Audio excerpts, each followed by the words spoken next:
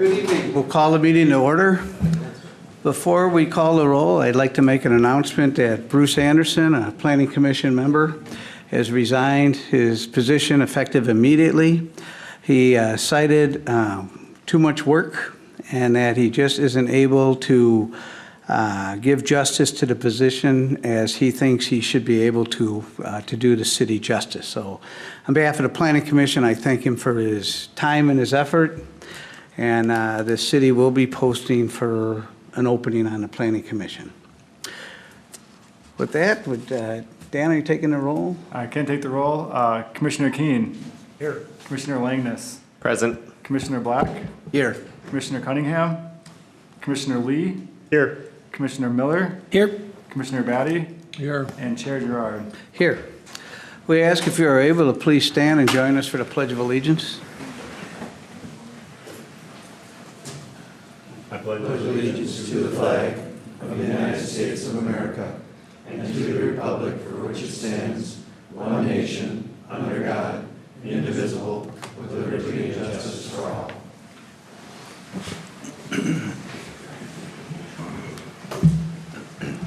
The chair will take a motion to approve the agenda. I'll move. Second. All those in favor signify by... Mr. Chair, Yes. I have a question on the agenda. It's more of staff. Donovan, why on item number 6, the variance extension request, do we not have a public hearing? Public hearing. It's not mandated by the zoning code, but it simply says that if a variance requests are brought before the Planning Commission. So an extension is not a request? It's already been approved, but the extension is separate, I believe. Thank you. We have a motion and a second. All those in favor of the agenda as presented signify by saying aye. Aye. Opposed? Abstentions? Chair will take a motion carries. Chair is looking for a motion to approve the Planning Commission meetings from August 23rd, 2017. So moved. Second. Any discussion on the motion? Any discussion? Hearing none, call the question. All those in favor signify by saying aye. Aye. Opposed? Abstentions? Aye. Who's the other one? Mike and Dennis and Kevin. Are you an abstention? No. I proved it. We do have a large agenda this evening, so I ask the commissioners, we'll try to stay on task the best we can so we can get everyone home before the sun comes up. Next order of business is a variance extension request for 5007 217th Street North. Donovan?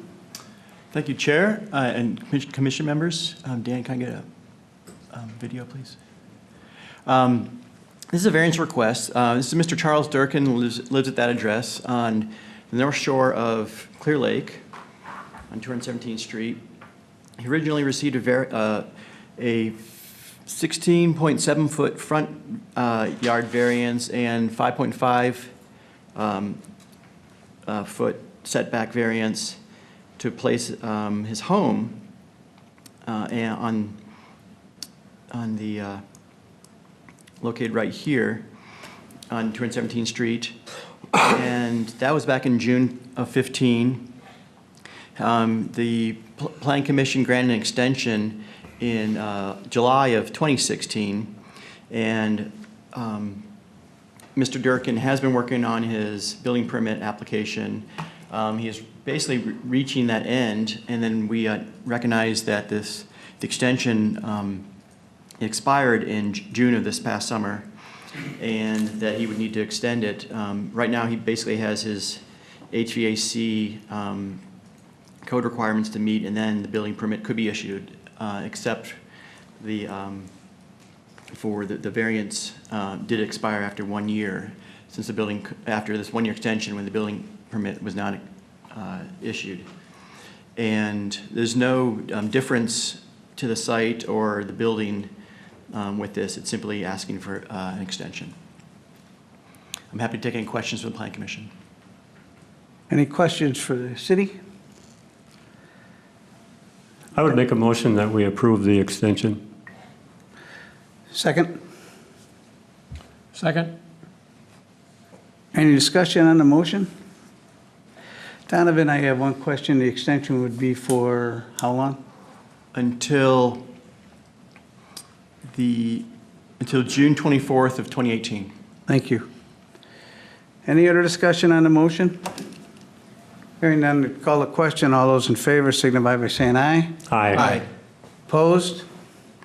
Abstentions? Motion carries unanimous. Next up is a variance and CUP amendment application for ISD 831. This is a public hearing. We'll consider a variance application and a CUP amendment application. The way this worked tonight is that the city will present the facts as they know them. Planning Commission will ask the city any questions that they may have, clarifications. We may ask the applicant if they would like to speak then. And then we'll have a public hearing, and at that time, we'll invite anyone from the audience who wishes to participate to please come up and state your name and address for the record and give us your comments. And I'll kind of explain that again when we get to the public hearing part. So, Donovan, are you presenting? Yes, sir. Thank you. Chair, members of the Planning Commission, I'd like to present the CUP amendment and variance application for the Southwest Junior High School, located here between 7th Avenue Southwest and 9th Avenue. As you probably recall, I believe it was the spring of 2016 when the school district began their bond issue work involving a number of CUPs with this school, in which up on this northeast corner was the planned location for these chillers, which are basically air conditioning units. What's there is a wall, and then they're open to the sky, and then what was proposed to be a 1,600 square foot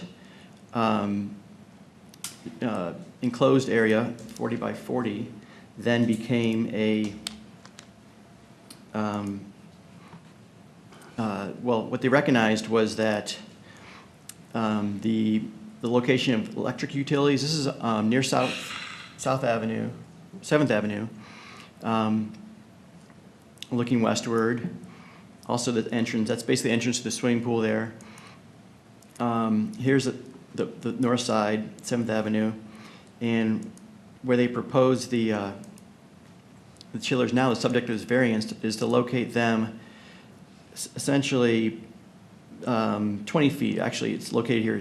The request is 17.7 feet from this 7th Avenue lot line instead of the required 30 feet. Though it is not an unenclosed structure, the 10-foot walls surrounding it do define as a structure. And essentially, it becomes a part of the building as shown here, existing conditions, and then here's proposed, where you can see the 22 by 51 foot proposed, addition to the structure. Here's a different view. Again, this is also looking eastward on 7th Avenue there. So I plan to have the same building material, roof trim, and door color on this. The staff at this point doesn't see any, this doesn't violate any of the CUP original conditions and doesn't cause any of the impacts that would be detrimental to any neighboring properties. Also, if we look at, again, back at the site plan, the applicant did provide some of the options, which would be located again by the swimming pool entrance, which would be a large addition, and also couldn't be it would be pipes raised and wouldn't be snug up against the building and be really limit visibility for people picking up students at that entrance. Also here, where there'd be a gated area, those are two options that were considered. And given that, looking at the entire building, this is the only building frontage on this side, alongside the swimming pool, that has a long, 51-foot long area that could have an addition like that, where it wouldn't block windows leading to classrooms for the early childhood education or the Montessori or administrative staff. And in the applicant's narrative, it's noted that due to the water lines, electrical lines, utility lines here, the fact that these large, mechanical structures can't fit on the rooftop with the existing roof unless the rooftop was significantly strengthened. I believe there's a practical difficulty that meets the variance standards. Therefore, at this point, I'd like to take any questions from the Planning Commission. Any questions for the city? Mr. Chairman, I'm curious where about two things. One is where the mechanical equipment room is that this piece of equipment relates to. And the second thing is, my experience with chillers is that they're not a quiet piece of equipment. They make a good deal of noise. I believe that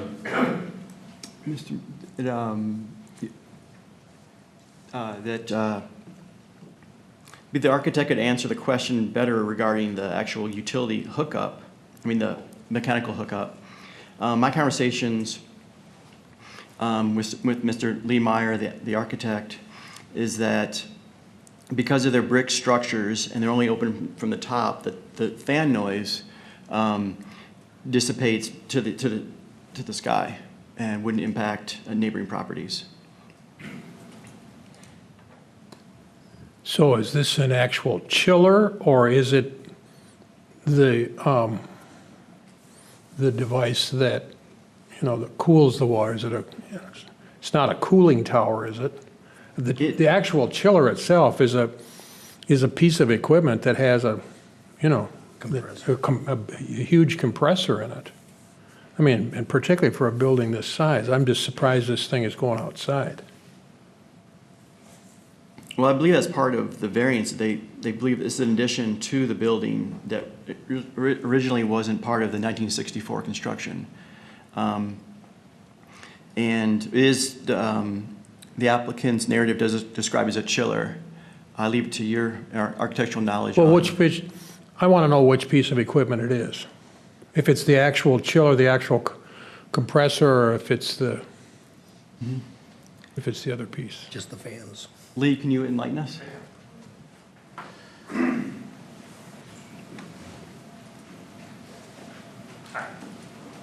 I'm Lee Meyer from DLR Architects. It's a chiller with a compressor within it. So it's that's the component of it. The location is close to where the boiler room is, where it would basically be serving into providing the chiller water basically for air conditioning the whole building.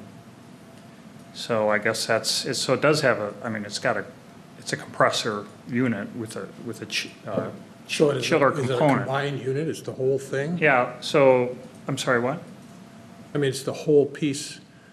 Yeah, it's the box itself, if you will. It's about 10 feet by 45 feet, something like that. So the size of the enclosure, the masonry brick enclosure, has enough room around it to get the fresh air into it, and then it basically exhausts out the top. And that's so the chiller itself is, I think it's about 9 feet tall. We were planning this wall, I think, 10 or 11 feet tall. So we should see most of that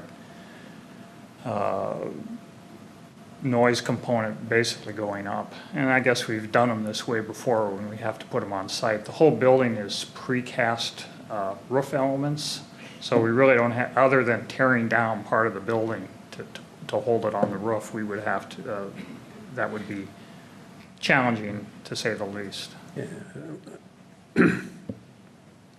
and even if we did, then we'd still want to build something again, because now we've got noise issues again. So it finds the best, I think of the options available with the entries we've got, the public entries, it seemed to be, try to mitigate those issues. So how many tons is this thing? I don't know that number off the top of my head. So it could be a 100-ton or 150-ton chiller. I don't think it's that high. But it's, What you know, do we got? 80,000, it's 80,000 air-conditioned square feet. So, Oh, okay. So maybe it's not quite that. yeah, and I think that 80,000 has got the gym and the pool in, which we're not air conditioning, or maybe air conditioning. Maybe 60,000, I bet you don't. Mr. Chairman, a question. As far as noise, is there any noise abatement being planned for? If the noise is a concern for Well, this that's why compressor- we're building it out of masonry as opposed to just chain link or something like that. Basically trying to get a mass wall there to mitigate that. And then wall high enough so the Yeah, noise goes up. exactly. Like I said, believe the unit, top of the unit is 9 feet, and we were looking at 10 or 11 feet higher, so a couple feet higher than the chiller itself. So is this similar to a compressor that's outside of a home? for the Yeah, air conditioning? that's the That- function of it, but it's obviously at a much Largely. bigger scale. Certainly. You know, so it's basically taking the warm water and expressing the heat and then bringing that back into the building for the air handling units. Other questions for, This building was built in 1964. The swimming pool was built in 72, well before air conditioning existed in this part of the world. any other questions for the city? Yes. We'll start with, don't go too far, please. I'm sorry, what? Don't go too far. Okay. You're next up, so. Mr. Hart, your staff report indicates that the exterior walls will be made of a similar brick as what's on the school. Are they having trouble finding the brick to match, or? I was going from the photo simulation, which seemed to indicate similar, but is it issue? You know, with we haven't matching?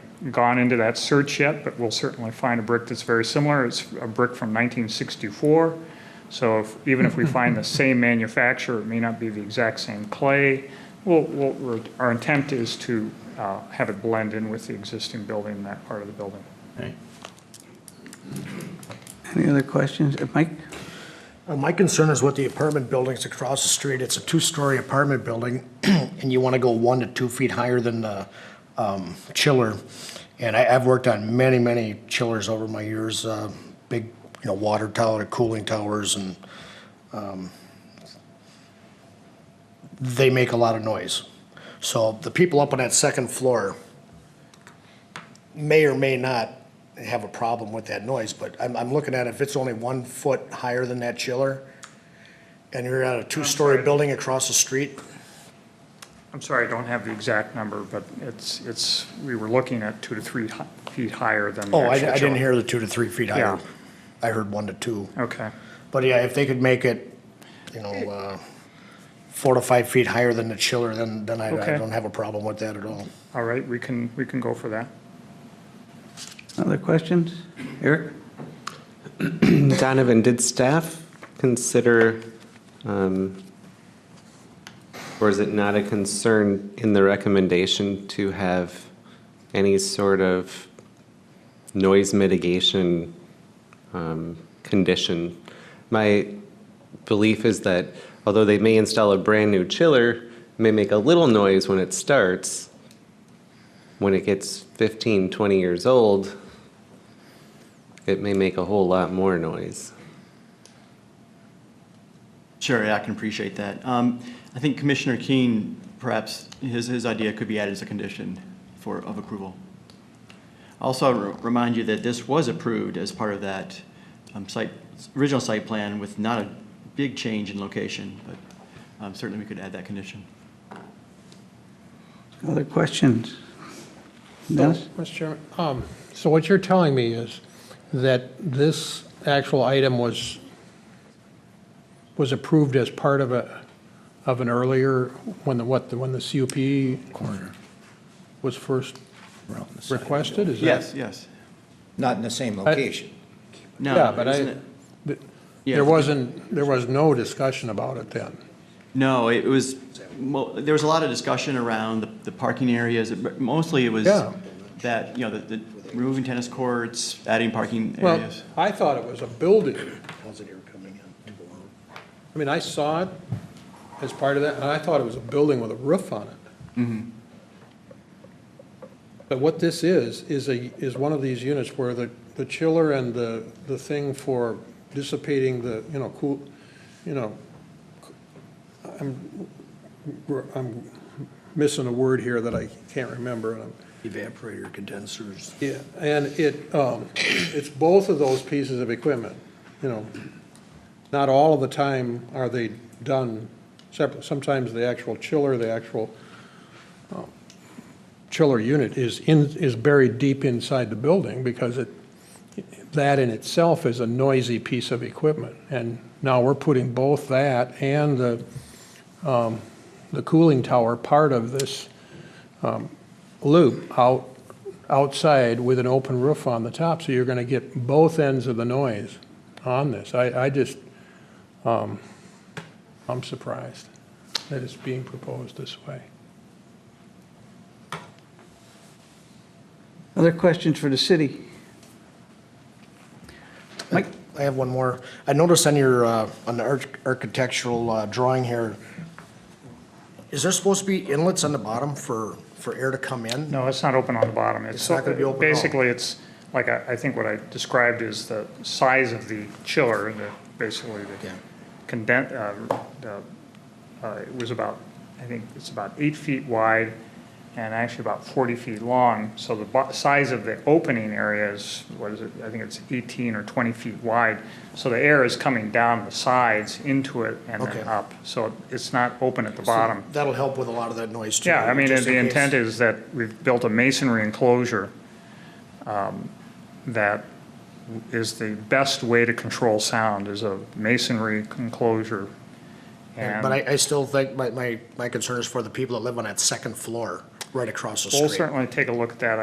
I see the point there. First floor, I probably mean, you not. said 4 or 5 feet higher. We'll do a little study to make sure that the height of that wall in relationship to that chiller does not have a sight line to the chiller, so that, the eave of that apartment, or I can't remember if it's a parapet wall or it's got a sloped roof on it, but we'll make sure that. Oh, I believe it's a flat roof. Yeah, okay, so whatever the top of that wall is, we'll make sure that the sight line, or noise line, if you will be such that you can't, the line of sight from the chiller to the building won't be visible, and which is a way of controlling the noise.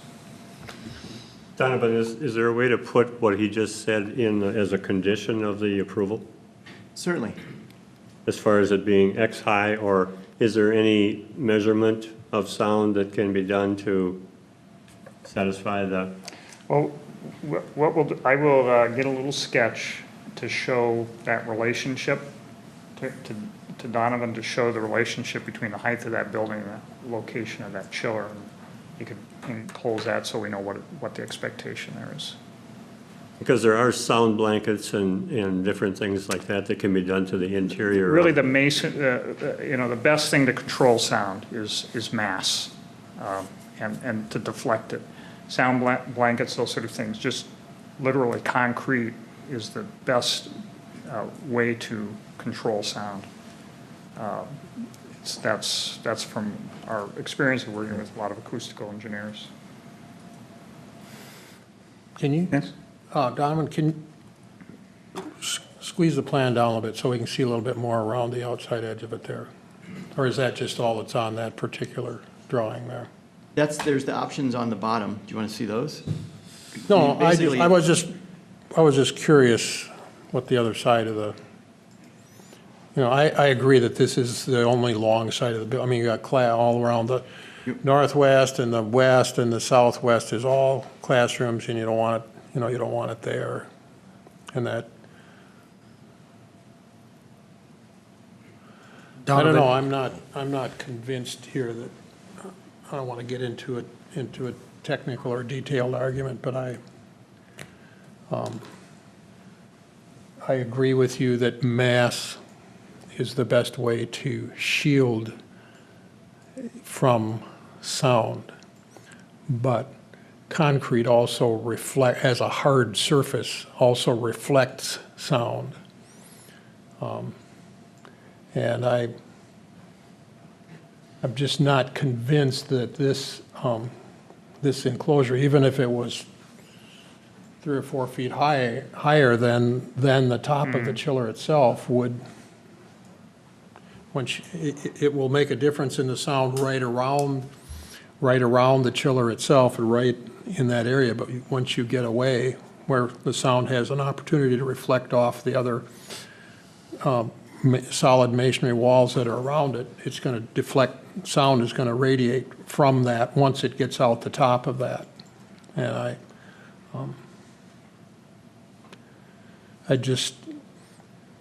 I think next time we get an application, this isn't going to happen, we may never get another one, but I think this kind of an application, there should be a drawing.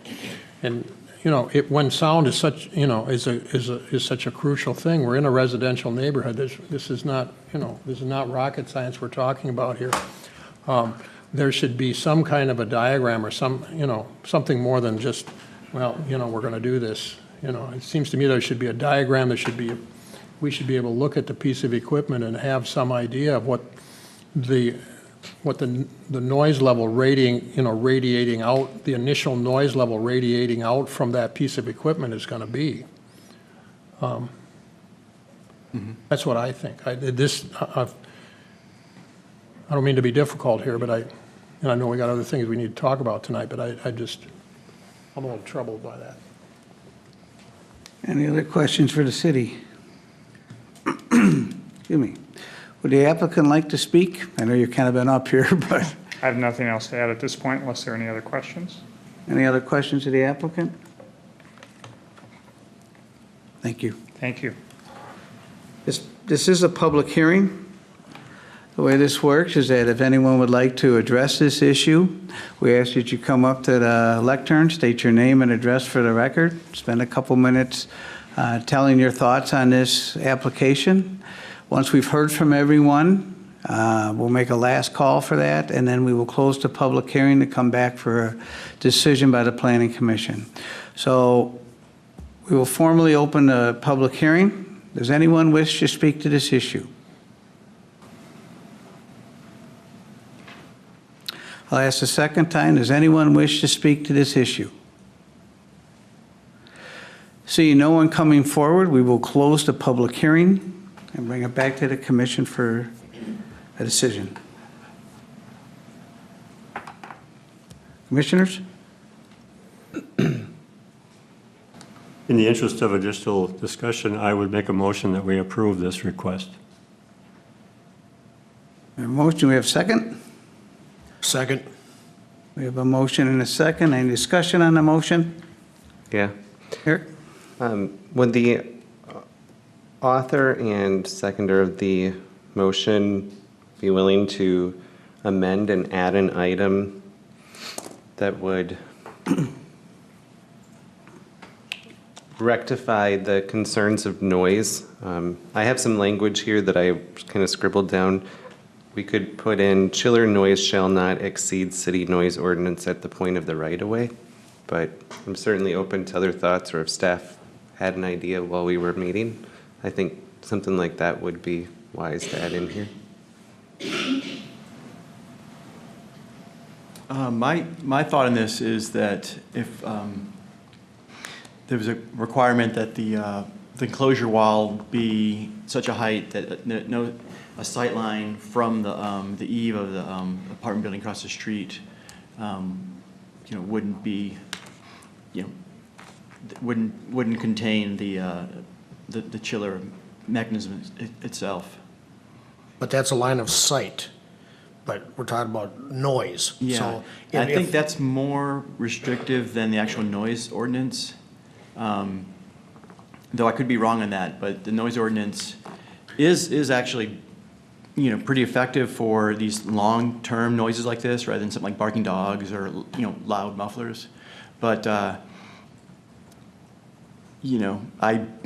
it's my thought that the actual wall would, that sight line, which sight line basically represents the ability of, noise, vibrations that travel, traveling in a straight direction.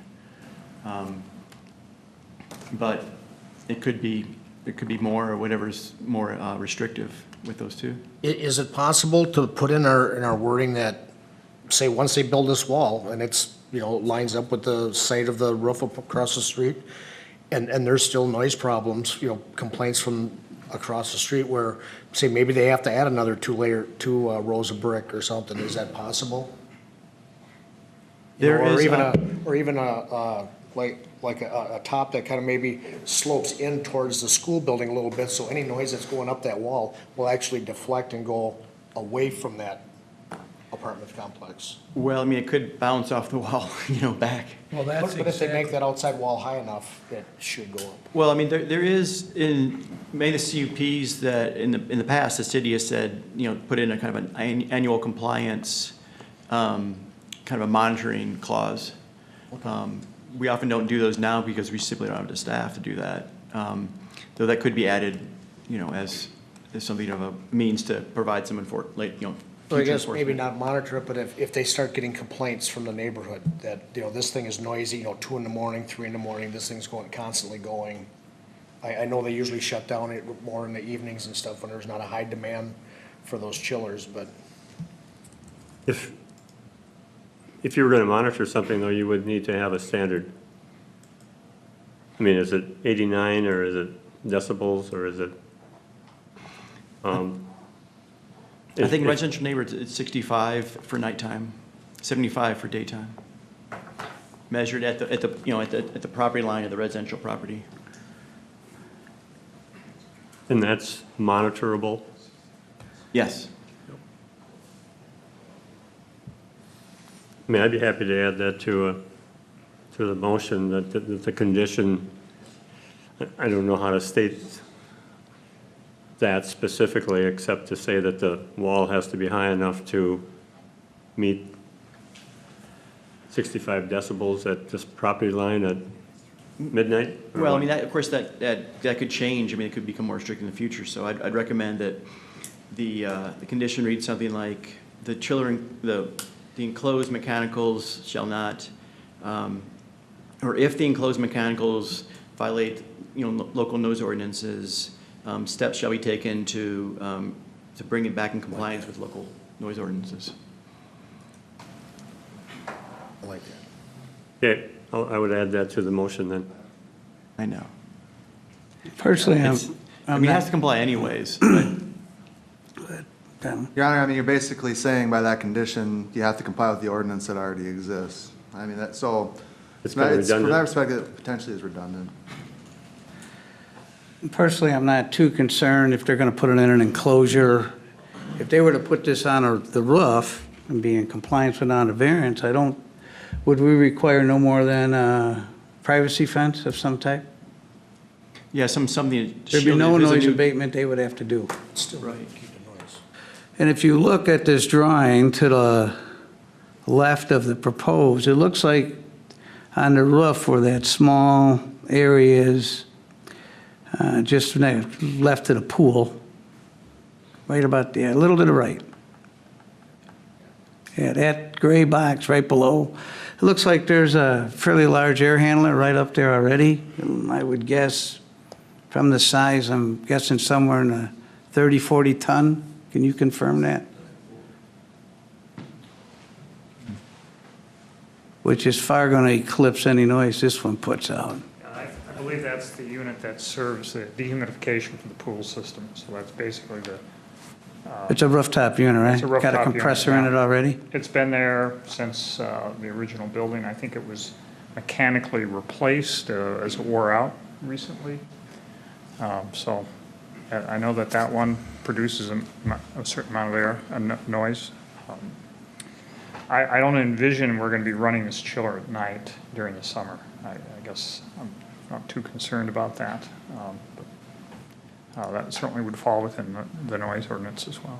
Thank you. Any other discussion on the motion? So, Mr. Chairman, so on that point, so how is the system designed? Is it 100% cooling design, so you're not storing chilled water someplace in the building or that sort of thing? It's just an on-demand system that's going to, anytime that the building calls for cooling, this system's going to function? As I understand it. So do you have any idea, those doors that are shown on the end of the unit there, if the unit, I mean, are they large enough to be, I mean, are they 9-foot tall doors or? Person door, What's that? just a person door. Person. So it's just a 7.0 door then? Yeah, 7 door. Then that means that what's shown there then is only about 8 feet high. On that photograph we were looking at that Paul pointed to here that shows that chiller, that if we use the door as the height of the wall there, then that's gonna be quite a, if what your word is, I'm assuming you're a man of your word, and that means that that's gonna be quite a bit higher than what that's actually shown there. There's that big rooftop right there. That one's gonna put. It's wide open. You can see that rooftop on the right side of this picture. That one is gonna produce far more noise than this new enclosure will. But this also shows it as being a lot shorter than it actually would be than if you're talking about 10 or 11 feet. Any other discussion? I call for the question.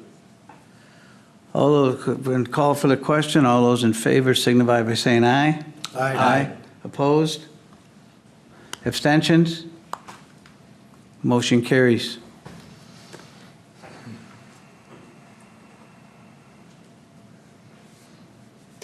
Mr. Chair, Yes, sir. I believe we just voted to call the question. I think we need to vote on the actual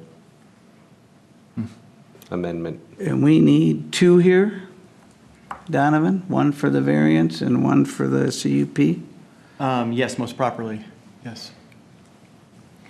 All right. So we have a motion and a second, though, with one additional So moved. recommendation. This would be for the variance application. And that would be a location of 17.7 feet. There's a typo there.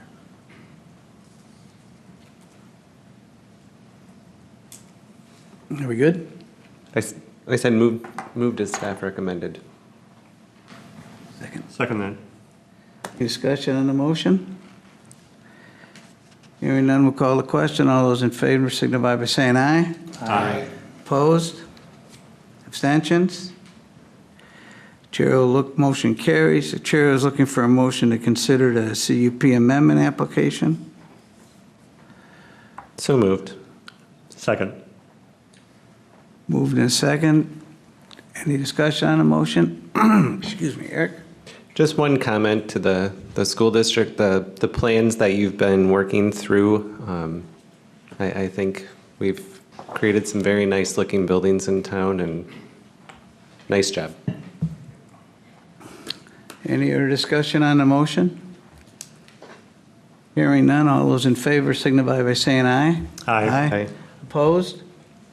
Abstention? Motion carries. Thank you. Number 8 on the agenda is a variant application for 4823 217th Street North. It's a public hearing to consider the variance application. Donovan, are you presenting? Yes, sir. Chair, members of Planning Commission, I'd like to present the variance application for the property at 4823 217th Street North. This is on the north side of Clear Lake. Mr. Coleman, who's here with his wife Mary, owns this. They own and reside in this structure here. Also on the property is a non-conforming additional residence, and the variance tonight is to replace this garage with another garage that would be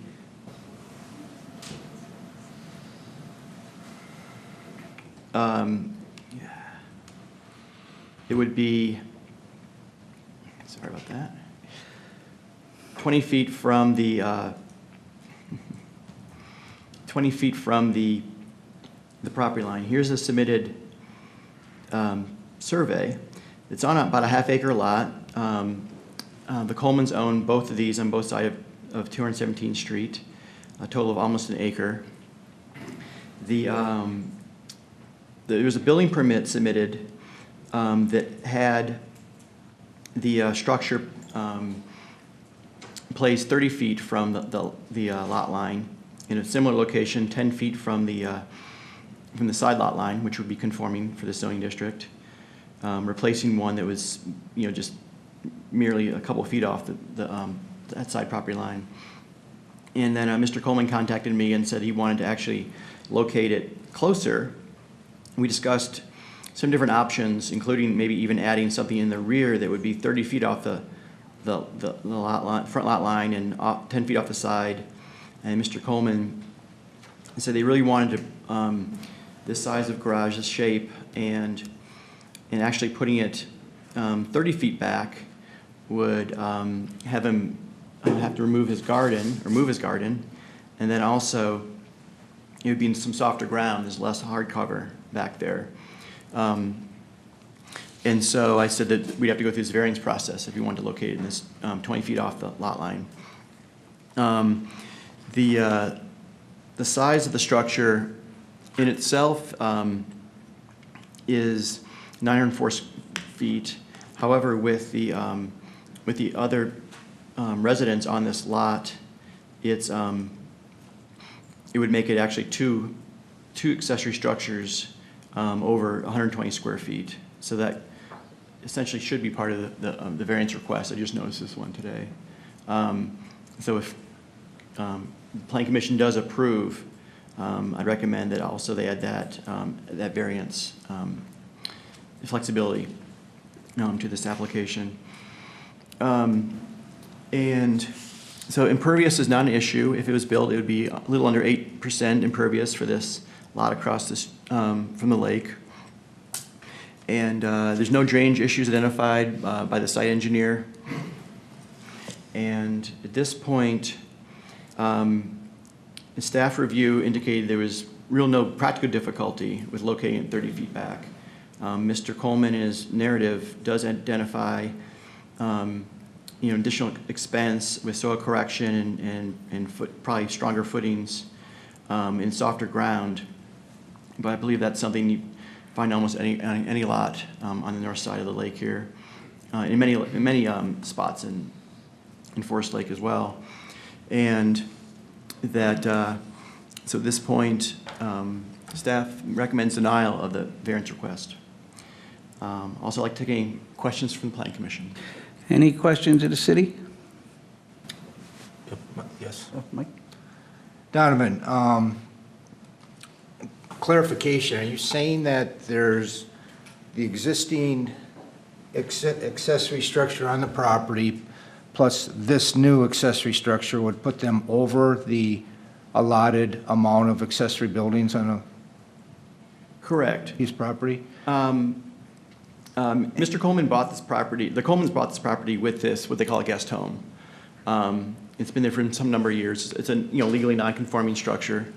But if you take this as their principal structure, that then creates this as an accessory structure or a principal. I mean, it's not really subject of this request, but I believe if the Planning Commission does vote for approval, that it should be a condition that also they add that there could be two structures accessory structures over 120 square feet in size. Well, I guess that's what I'm getting at, but that wasn't part of the public hearing notice for tonight's meeting. That's correct. So I don't know if we can take action on that. I mean, it hasn't been noticed that way. The notice was just for the variance setback, wasn't it? That's correct. Yeah, okay. Is there sewer in 217th, sanitary sewer? Yes, there is. There is. Is the accessory building going to be connected to the sanitary sewer? No, I mean, it's not in the building plans. No. Okay. Will there be water connected to it? I don't believe that's in the plans either. All right. Donovan, can you explain 217th Street? It's a private road. How does that come about? I mean, why is it a private road, or does that matter to setbacks and such? That it's a, to me, a private road is almost like a driveway. So I understand it's a street, but how does that come about? How does that come about as a private road? The zoning code doesn't really distinguish between private or public road. It just says road or lot line. But why is 217th a private road? Because it's not a public road. I mean, It was never dedicated on a plat.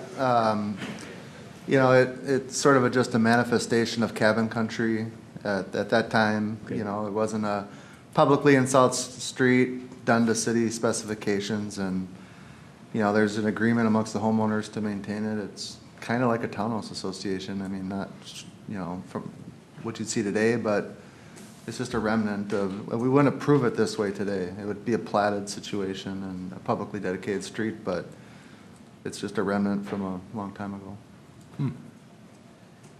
So is there a actual street right-of-way here?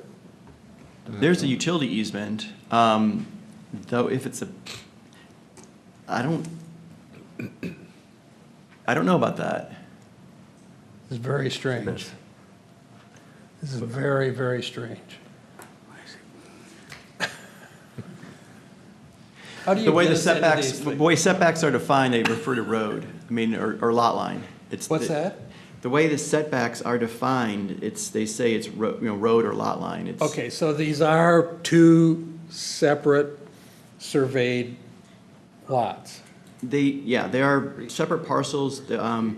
Actually, part of my initial conversation with Mr. Coleman was related to this being an accessory structure on a non-lakeshore lot. And he actually got a county parcel consolidation. So on that angle, it's So even what we're though doing they're is- on separate, the buildings are on separate sides of this private road, right. and it looks to me, this looks like a survey to me where that property on the north side of the road there is a separate lot. You're saying, but they've been through some kind of lot consolidation process here? Is that what's happened? Basically, it's a tax parcel county. This is the only designation. structure on this side. I'm trying to get around this second accessory structure, or is this thing that we talked about here early in the summer, is this that in the flesh? Right, but they were able to consolidate it, so, So this isn't a separate lot then? These are consolidated lots, even though the survey doesn't show it that way? Is that what you're telling me? I don't understand. See, it just doesn't make sense, Donovan. We'll have the If they were conversation later about consolidated that. into a lot, then there's no lot line in the middle here. let's go to the definition of setbacks, okay?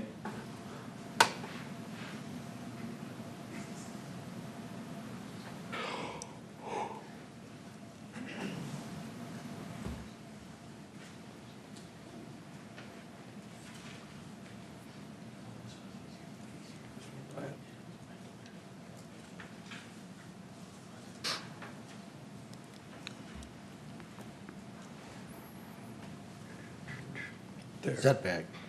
The distance between a structure and a street right-of-way line, lot line, or other reference point is provided by this chapter, So this must come under other reference point then. or lot line. It's a lot line identified in this survey. I give up. Well, I think part of the question here is how, later on in the agenda tonight, we're going to consider an amendment to the ordinance to allow for accessory lots across the street from a riparian lot. Right, and one of those conditions is it meets the principal structure setbacks, Right. which in this, that's how we're interpreting this 30 foot. How is this different, though? Isn't that what we're talking about right here?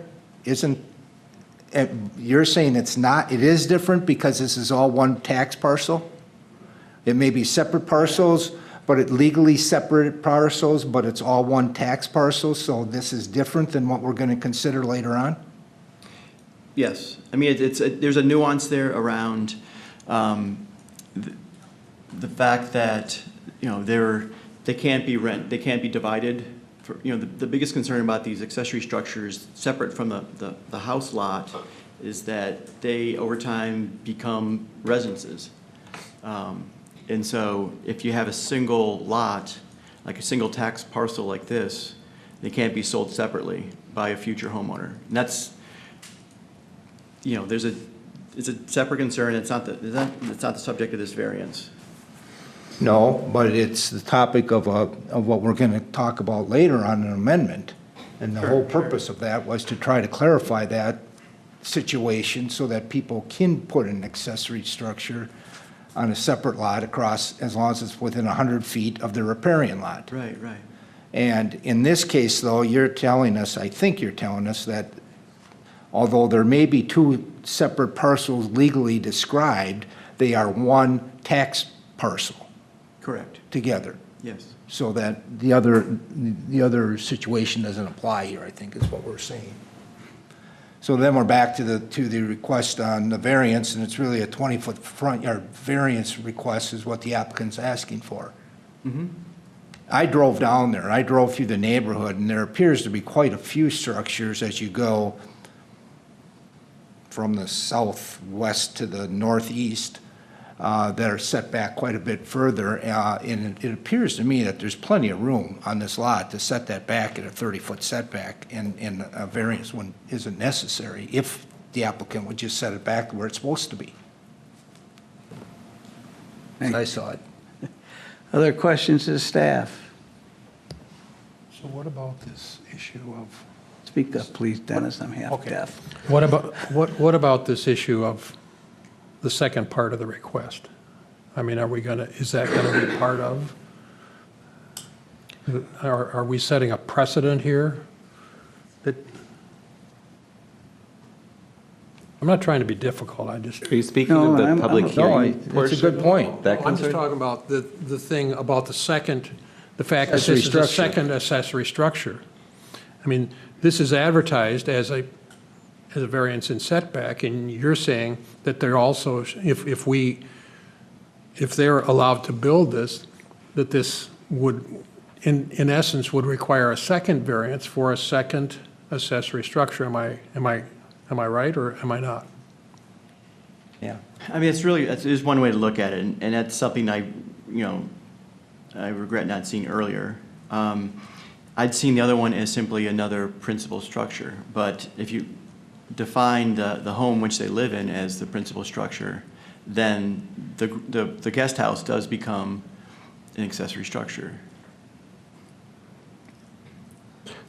So Donovan, we could go through the public hearing tonight and then delay this so that you could properly notify the public to a future meeting, have another public hearing. That way people wouldn't have to show up at two meetings if they were here tonight to talk. That is a possibility, yes. Okay. Any other questions for the city? Hearing none, would the applicant like to speak?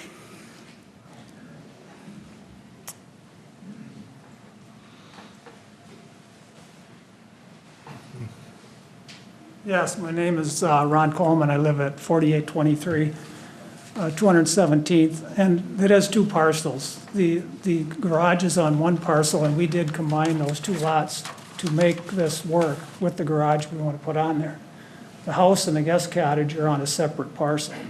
But if you've driven down 217th, if anybody's come from the north, or the west, I should say, and driven to the other end of the street, I think the first house you come to is about 3 feet off the road. And if you look at how many houses and how many garages are across the road, I would say 90% of the people have garages on the opposite side of the road. And we are about half of the people will have their garage closer to the road than we will by moving it 20 feet back. I think we're very fair with coming up and saying we'll move 20 feet back. We're still going to be 10 feet from the property line. We're going to shrink our driveway down to what Donovan is looking for. We're gonna shrink our studs down to on the first floor, what Donna was looking for. We're gonna bring the ceiling down to what Donovan wants it for. The only thing we're asking for is 10 feet. And the only reason we're asking for that is, if you look around our property line, there's a lot of property, but there's a man-made pond in the back part of it. There's cattails up where my garden is, where you're calling my garden. And it's like a sponge. So, you know, I'm afraid if I put it on there, no matter what I do to it, in 10 years from now, that garage is gonna sink away. You know, it's like a sponge, so I think we're being very fair to putting it where we are. We're, like I said before, we're asking for 10 feet. We're not asking for, and we're being in line with the other garages on our road, so. And it is a private road. There's, none of the neighbors have a problem with what we're doing there, so. Thank you. All right. Any questions for the applicant? So there is okay, there's the drawing.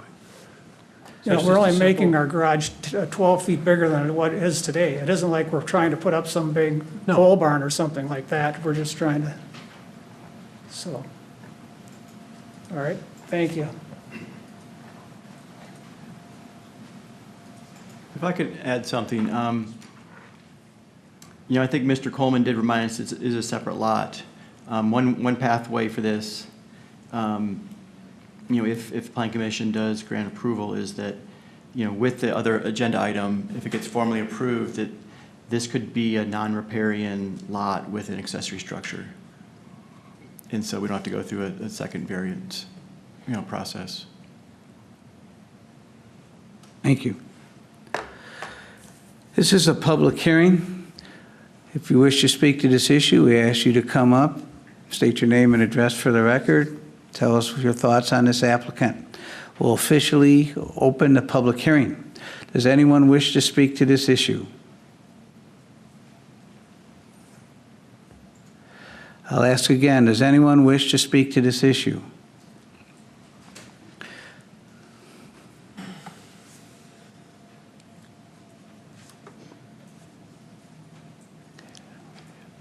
Hi, I'm Eric Swenson. I have a couple properties on the lake right next to Coleman's, 4839. I don't know if you want to bring that up, Donovan.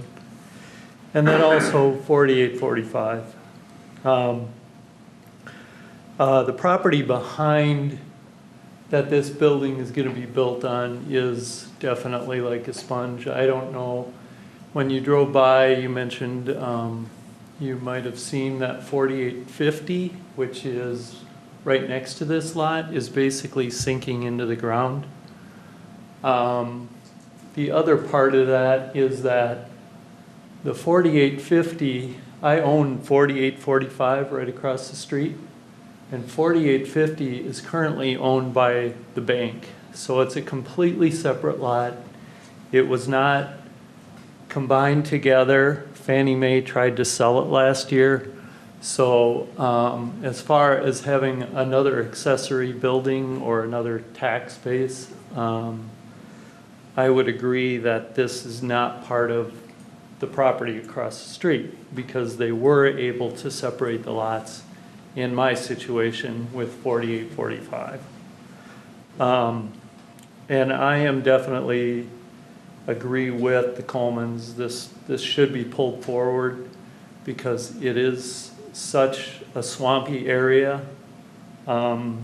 Basically in that area, if you were to push it back, you're probably running within, you know, 20, 30 feet of the actual swamp area. It's basically, there's a line back there around this pond on the Washington County map that shows this is a marsh area, and it wouldn't be far from that marsh area. So basically, that's about all I have to say.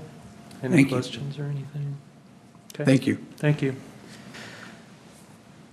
Anyone else wish to speak to this issue?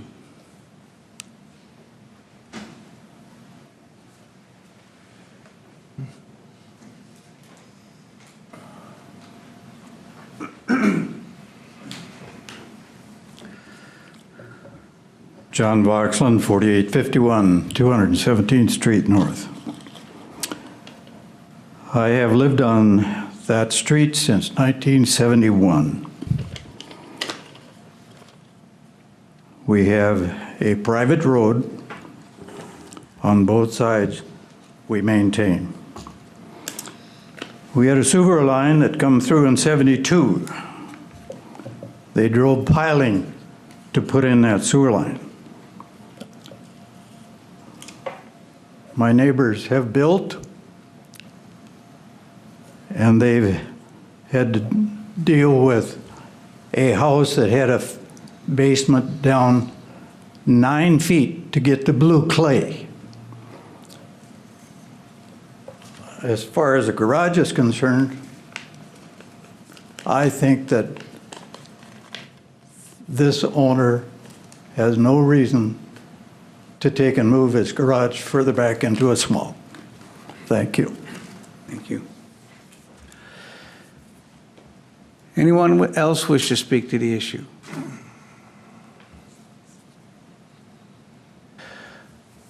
I'll ask one more time. Does anyone else wish to speak to this issue?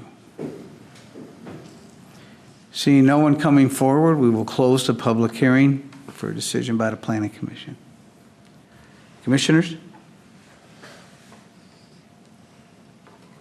I'd like to, I visited the property and I walked behind there, and with our variances and so on, we deal with practical difficulty, and I don't know always what that means, and I'm Norwegian, so I will probably never know what that means. But at any rate, I rely more on common sense.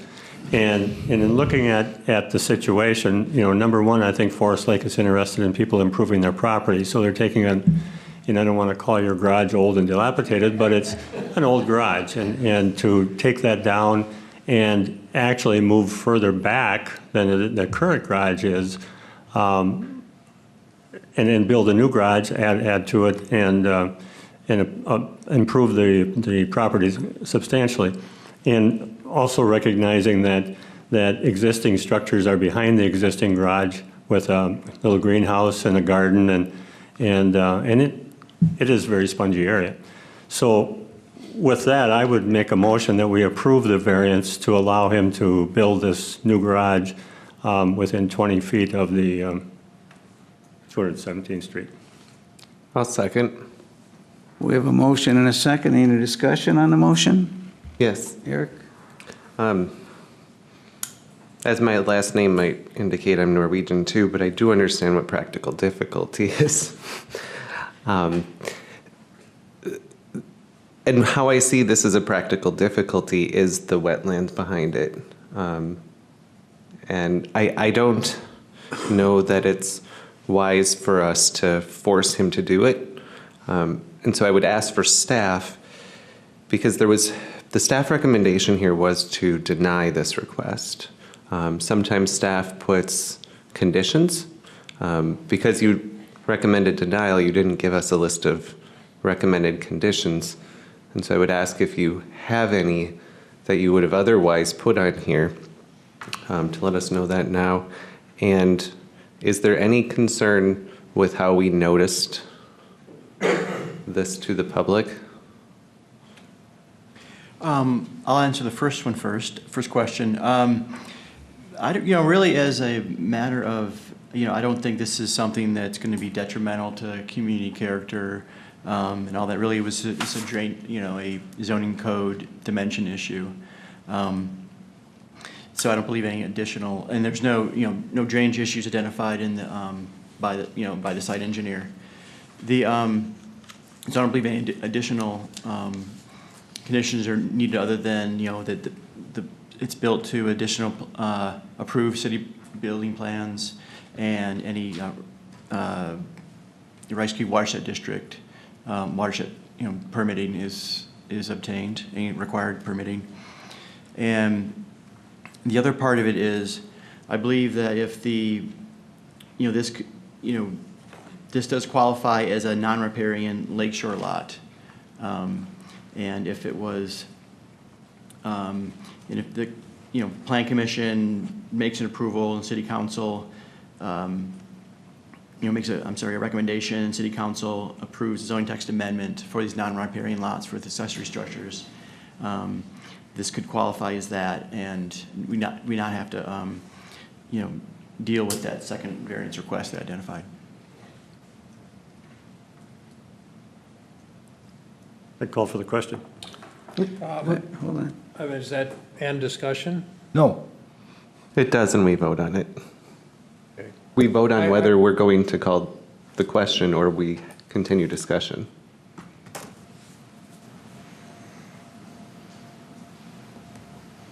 Are we going to, So we need to vote on calling the question? I knew Eric looked at me earlier, this was, and I bet you I screwed something up on Robert's Rule of Order. So my apologies.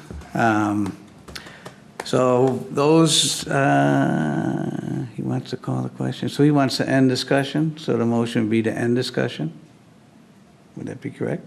The motion is to call the question, which in effect ends discussion. Well, could I So make if a you vote comment yes, before we do you're that? saying to not continue discussion. If you vote no, we continue discussing. Okay, thank you, Eric. So, we'll call, what do I gotta say, Eric? All those in favor of calling the question, say aye. Oh, thank you. All those in favor of calling the question, say aye. Aye. Opposed? Aye. Dennis? sure, just a simple statement. I'm going to vote in favor of granting the variance for the setback on the condition that the second issue is not part of the motion or the action that we're taking. The fact, this second, I think we're setting a relatively dangerous precedent if we allow that to be tacked on here tonight without proper notification, and I think that we should, if that is an issue, and it sounds like it may not, which I think is fine, then, but if it does happen to be an issue, I think it should be a separate issue. I'm not trying to make life miserable for anybody here, but I just think there's a process here that we need to follow, and I think, so, that's my statement. Mike? Mr. Chairman, my position or point I'd like to make is, since we're talking about a variance and supporting a variance due to practical difficulties or unique hardships, which really pertains to soil conditions, I'd feel better voting for it if we had a wetland delineation and soil borings that substantiates what the soil conditions are. Without those, I'm not going to vote for the variance as motion is made. I would concur that it'd be nice to know if we had some kind of data stating that the soil conditions were bad, to not be able to push it back. Eric?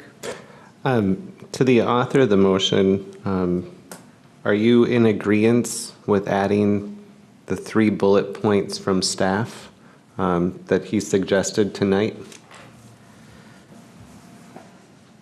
Could you repeat those 3 points? They would be that the construction is consistent with approved building plans. All required watershed district permits are obtained. And the other one would be the construction results in no drainage issues for neighboring properties. I don't have any problem adding those things. So you move to do that? I would move to do that. Okay, I'll second that as well. The other question I have is it your understanding in your motion that this is only to address the portion that was notified to the public and not the other portion? Correct. Thank you. But Donovan, you clarified that this is separate from the other accessory. It's separate. Right now, the motion, under discussion doesn't reflect that, so it's, this other issue, potential issue is invisible. Okay. And I would support borings and so on and so forth, I guess except that I understand that Ron has been trying to build this garage since March. And whether it's city delay or his architect or his build, I don't know where that lies, but I do know that he's probably jumped through a serious number of hoops to get to this point today. So to have additional work being done to delay it further, I guess I'd be a little bit opposed to that, but I understand the thought. Any other discussion? Hearing none, we'll call a question. All those in favor signify by saying aye. Aye. Opposed? Aye. Who was the second? I believe 3 nays.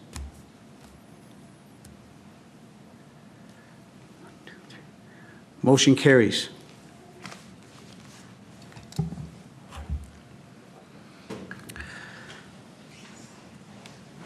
Next up is a variance and CUP application for Anoka Hennepin Credit Union. It's a public hearing. We're going to consider a variance application and consider a CUP application. Donovan, you're presenting? Yes, sir. Chairs, members of the Planning Commission, I'd like to present the CUP and variance application from Hennepin Anoka Credit Union. It's located on one of our neighbors here, what we refer to as Outlot 5 of the City Commons area. And watch how everything just disappeared. It's this lot right here where the current driveway, between the current driveway and the other, other part of the strip mall here. The variance relates to the location of the drive-through, which as a bank without a drive-through is a permitted use. With a drive-through, it's a conditional use, and the submitted site plan has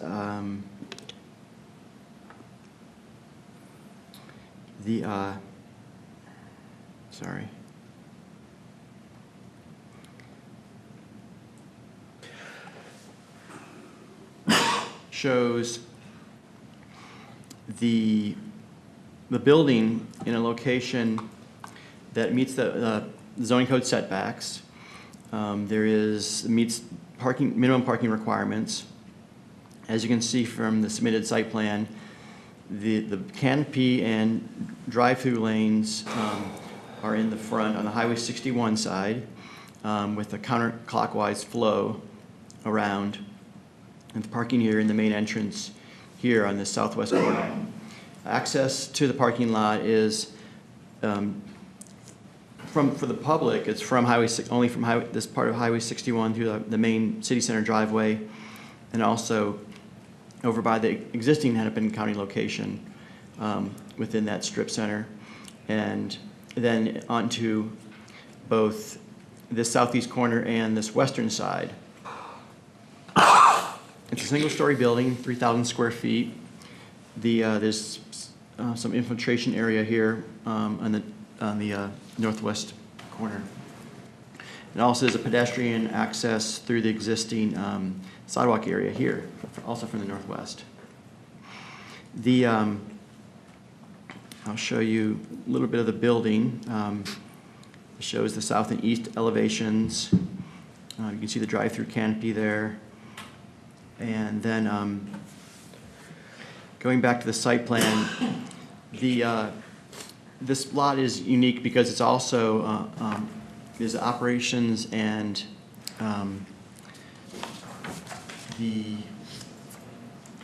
operations and easement agreement that relates to all these city center properties.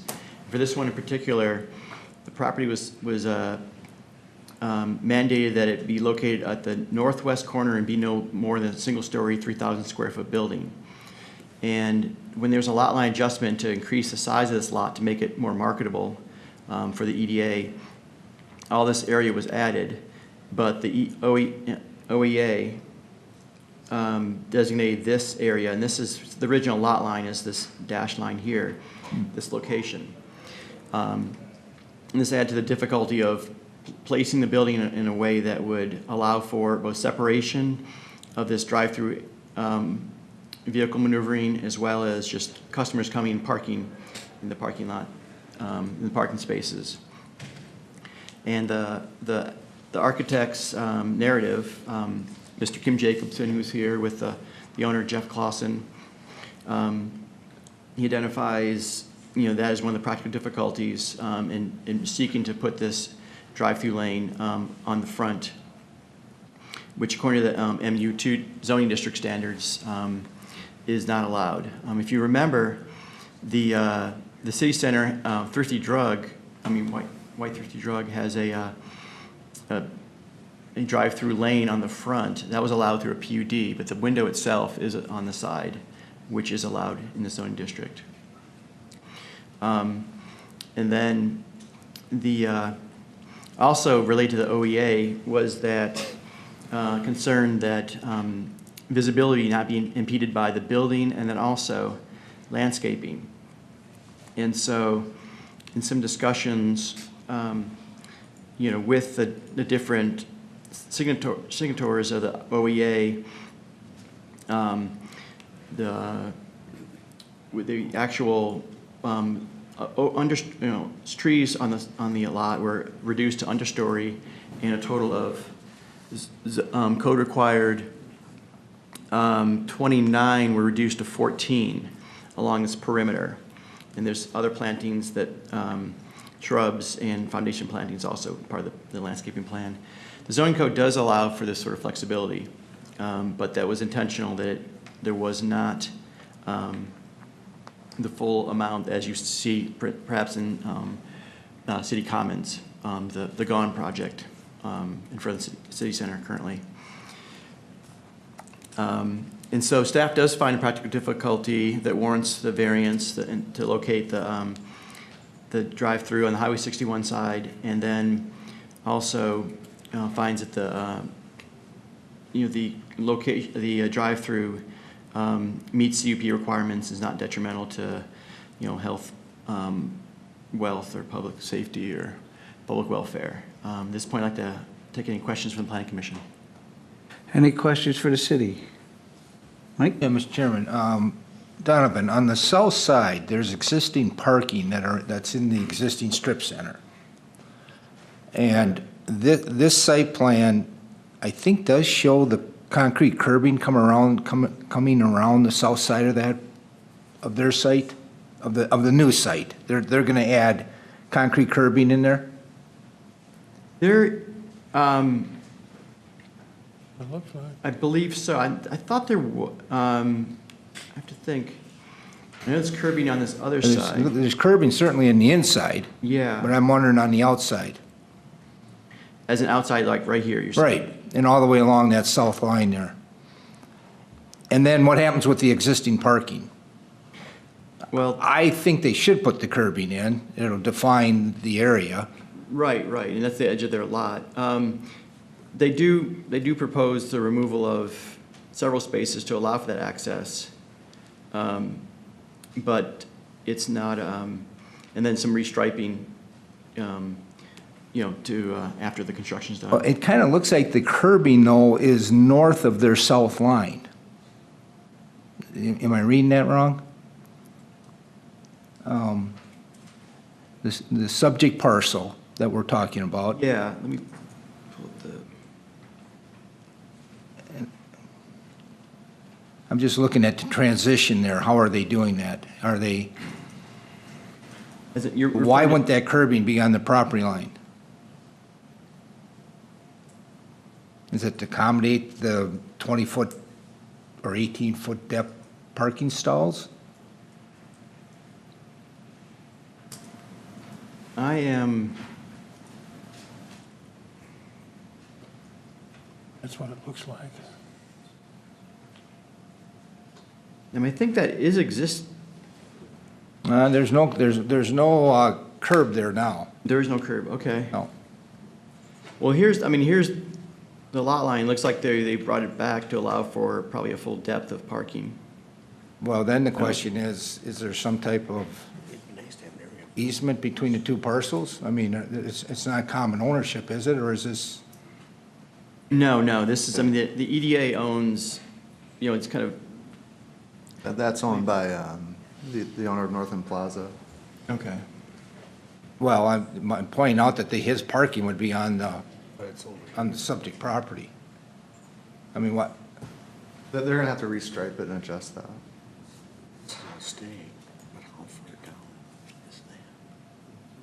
But if the curb is north of the property line, there's a space between the curb and the south property line. Is that going to be, that would be bituminous, I assume? Take that whole building and turn it. Right? They'll have to reconcile that. I mean, they'll have to either agree to allow it there or, Well, why won't we just put the curb down on the property line? they can do that too. I don't know, that'd be the applicant's question, if they've had any discussions to that effect, or, I'm not trying to borrow trouble, I'm just pointing out that I think it's resolvable either way. They can either allow it to happen or they can move their curb line. Other questions? Chairman, is it necessary to have that island area for that side of the parking? I mean, I guess I always look at complications for snow removal. All that area now is wide open for all the businesses that are along that Northland Plaza, right? There's no curbing between buildings, or is there a particular reason why that is separated by that curb and island? Well, for parking, there's a 5-foot setback. And that's the edge of their lot. And so they're complying with that 5-foot setback. Well, what if it was wide open? They wouldn't comply with the setback. And functionally, it is a distinct parcel. The snow removal arrangements are not consistent, so they may have the same vendors, they may not, depending on what they elect to do. Right now, there's the EDA has responsibility, and there's a cost-sharing arrangement with the Anytime Fitness building for the EDA parcels. Gone at City Center Commons, they do their own snow removal, and then this parcel would do its own snow removal as well. They may select the same contractors, they may not over time. It just depends on, what each decides to do from a property management perspective.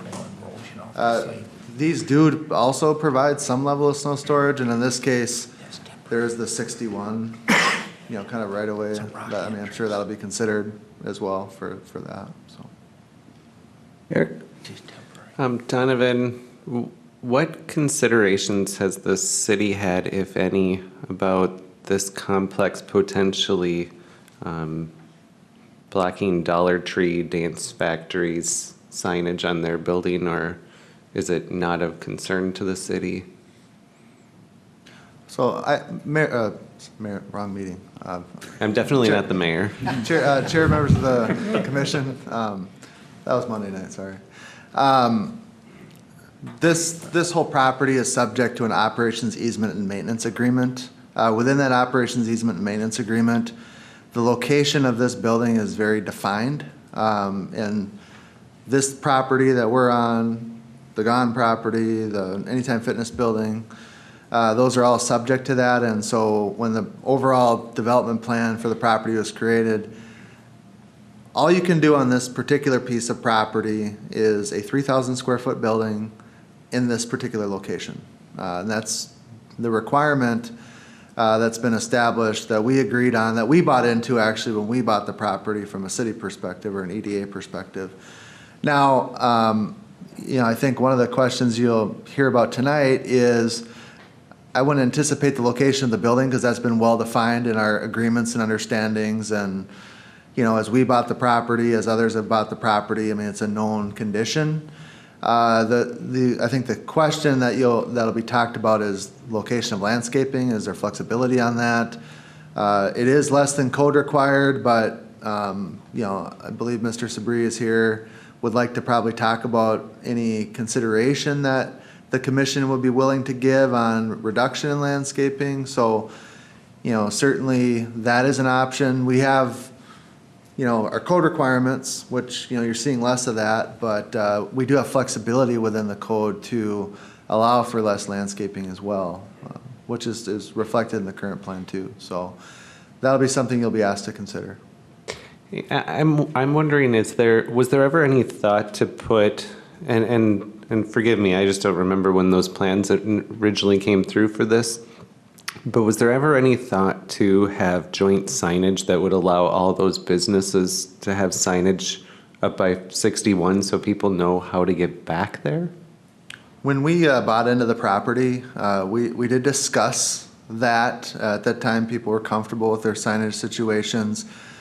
We talked about the possibility on the city's monument sign and whether that was entirely public or not. And, what you see is the result of that conversation, and that we have our own standalone sign, and people at the time were not interested in necessarily buying into that sign. So we're at where we're at with pretty much limited to wall signage, for at least the rear property. Thank you. Other questions for the city? Speaking of signage, is there a monument sign or anything as part of this? So all the signage for this will be right on the building itself then? Yeah, one of the stipulations of the OEA is that the lots are not allowed freestanding signs. The one, the one sign that's out there that's off this property is the only one. So I'm assuming there's another sheet of elevations? There's no signage put in, so that'll be part of a future permit process. So we don't need to be concerned about that then? What No. they're proposing? Okay, fine. Any other questions? Would the applicant like to speak? Is the applicant here and like to speak?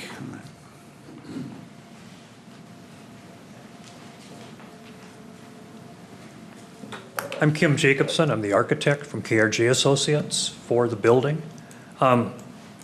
We did have difficulty locating this building. I mean, just being very honest with you, this site is very restrictive. I can't answer the question about the curb. I have a civil engineer, and I will put that to him as to why we placed it there. I believe the blacktop goes in that far is what's happening. And so they're placing the curb to meet the existing blacktop, but I will verify all of that. Overall, we've tried to fit with what we think is a good building for the city. We had flow issues on the site with stack up for the drive-through. I think we've handled that very well. We have a public area where we can get traffic in and out for doing business at the credit union. And I just feel overall with our site plan, there may be some things with landscaping we can talk about, other stuff, but as everybody said, we had located the building within the 3 or 4 feet, we could move it one way or another, and that's pretty much what we've had to live with. So hopefully it works within what the city is looking for, and I agree it's a good building. So thank you. Any questions for the applicant? Thank you. We may have more later. That's fine. Thank you. This is a public hearing. We ask that if you wish to speak to this issue, please come forward, state your name and address for the record, and tell us your opinion of this applicant. So we'll officially open the public hearing. Sir. My name is Sabri. I'm the one. Sorry, I'm the owner of 1432 Lake Street, the building behind the Lot 5, and I have two concerns about the proposed building, the landscaping. And I know the owner, he has some discussion with my lawyer, and I think they are very flexible with the plan.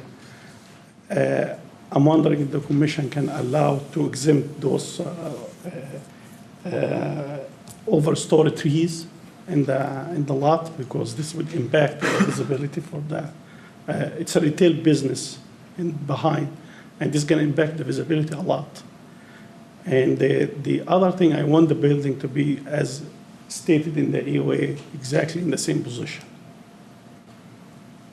So basically, I'm wondering if we can just switch the trees to shrubs and could be placed in front of the building and the back of the proposed building, so it doesn't increase the impaction in the visibility of the businesses behind it. Thank you. Thank you. Does anyone else wish to speak to the issue? One more time, does anyone else wish to speak to the issue?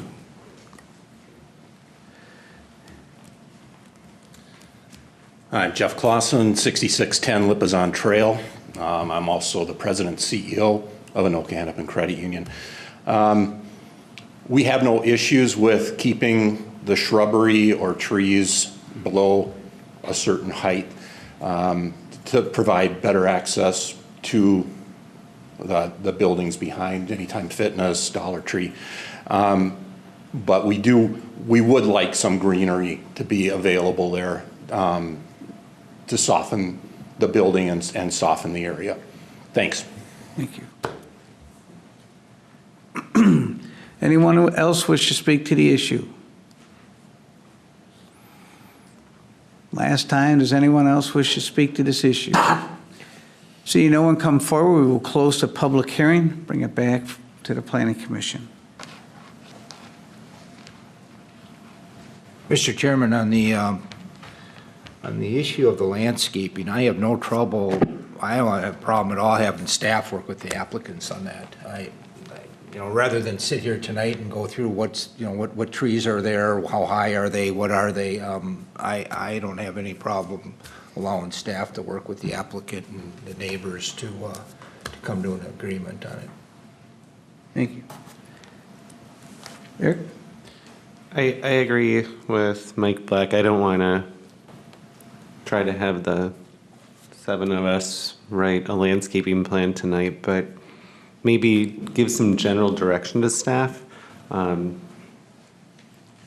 that we maybe not have any trees that would exceed the height of the building. I think shrubbery and greenery around there that doesn't exceed the height isn't going to cause great issue in blocking that neighboring property. So I think that's the direction that I would give. I don't know if, I guess I would like staff's opinion on if we should put that in an eventual motion, if this is the direction we're going, or if we can just put that out there and have the current recommendation float. So, Chairman's Commission, I think we're happy to try to, I think we can come to a fairly easy resolution to this. I think it's just, realistically, it's the building and some of the trees on the, the one entrance to the west are pretty well, it's going to be fine because the building's already in that line of sight and that's not going to impact that. I think we're really just talking about some of the stuff that, is front 61 and just creates a line of sight back, and I think we can just talk about some of the overstory trees on the southern portion of the plan, and probably either come up with a lower profile or smaller, more elimination of a couple that would probably work. So, is it your preference that that would be an emotion? Yeah, I think you can just revise or add an additional condition that says subject to staff approval of a revised landscape plan. Thank you. Other comments? I have a question of the CEO. With the Pioneer Bank on the south side sitting there empty, did you look at that as an alternative to your location rather than building a new building? There's a reason it's empty. All right. Thank you. We don't need to go there. To answer your question, Mr. Lee, yes, we did look at it, but again, the access and again, there's a reason that the building is empty because the traffic flow isn't there. Okay. Thank you. Other discussion? I'm just questioning, do you guys have any concerns about the drive-through? We've been working really hard to keep the drive-throughs off the the main roads. We've worked really hard to move them to the sides. This one's gonna be right in front where we've been trying to move them from. And what if the bank decides to move and a restaurant moves in there and now they have a drive-through in the front window? Can we put a conditional use on that drive-through, or, I mean, what are your guys' thoughts? I mean, I understand you've probably tried a number of options, but it looks to me like you could probably make something else work here with the drive-through. Yeah, I know you say no, but I think there could be something done. Same as we did with Thrifty White. You could have the drive-through window on the side, you could pull around the side. I'm not addressing you, sorry. I'm addressing you guys. No, I thought about that too, like, if they just slid the building closer to 61 and put the drive-through on the other side, you just come through the same way, only your tellers and everything's on this side, on the west side. Right. Chairman's Commission, that's an option, but again, your footprint is very defined here. And within the context of the OEA, they're not able to move the footprint of the main building. So it really did limit their site design. So the building cannot be moved closer to 61? Correct. But again, we have not allowed it on any new construction. Well, I mean, you do have not the drive-through, but the drive aisle, for city. We do have a drive aisle, you're right, but not the actual window. That's why I just wanted to just talk about it. To me, it's a matter of visibility, and you're going to see it either way. You look at some of the other banks, they're very visible when you drive by, and only a couple of them are hidden, so I'm not thrilled with it, but I don't really find this necessarily the entrance to the city. I mean, I think what they're trying for is to get them in there, and then it looks beautiful from once you're in the complex. You come to City Hall, you see our fine administrative staff and whatnot, do your business, and then stop over at the bank. My question's for Aaron or Donovan. I can't move the building, but my question is on that east side of that building, before the drive-through, is that in line with the other buildings that are out there? Keller Williams and White Mart, and would that building be in line with them then? Or is it set back? If you looked at an aerial view down. Right. Those are at the 30-foot building setback. That's setback, and this is 75 feet, so it is a little further back. The drive-through or the actual building itself? The actual structure, the drive-through, probably is probably more in the range of maybe 35. Kim, do you remember what the depth is of the canopy? Okay, about 40 feet.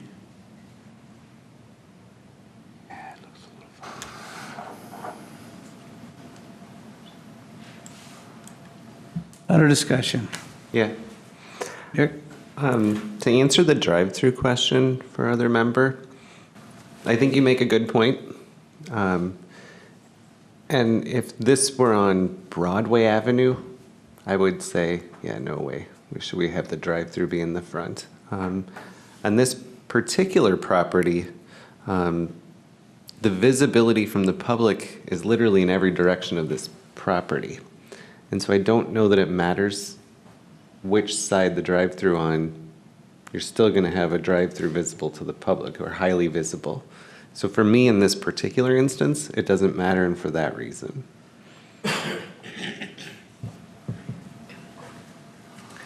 Any other discussion?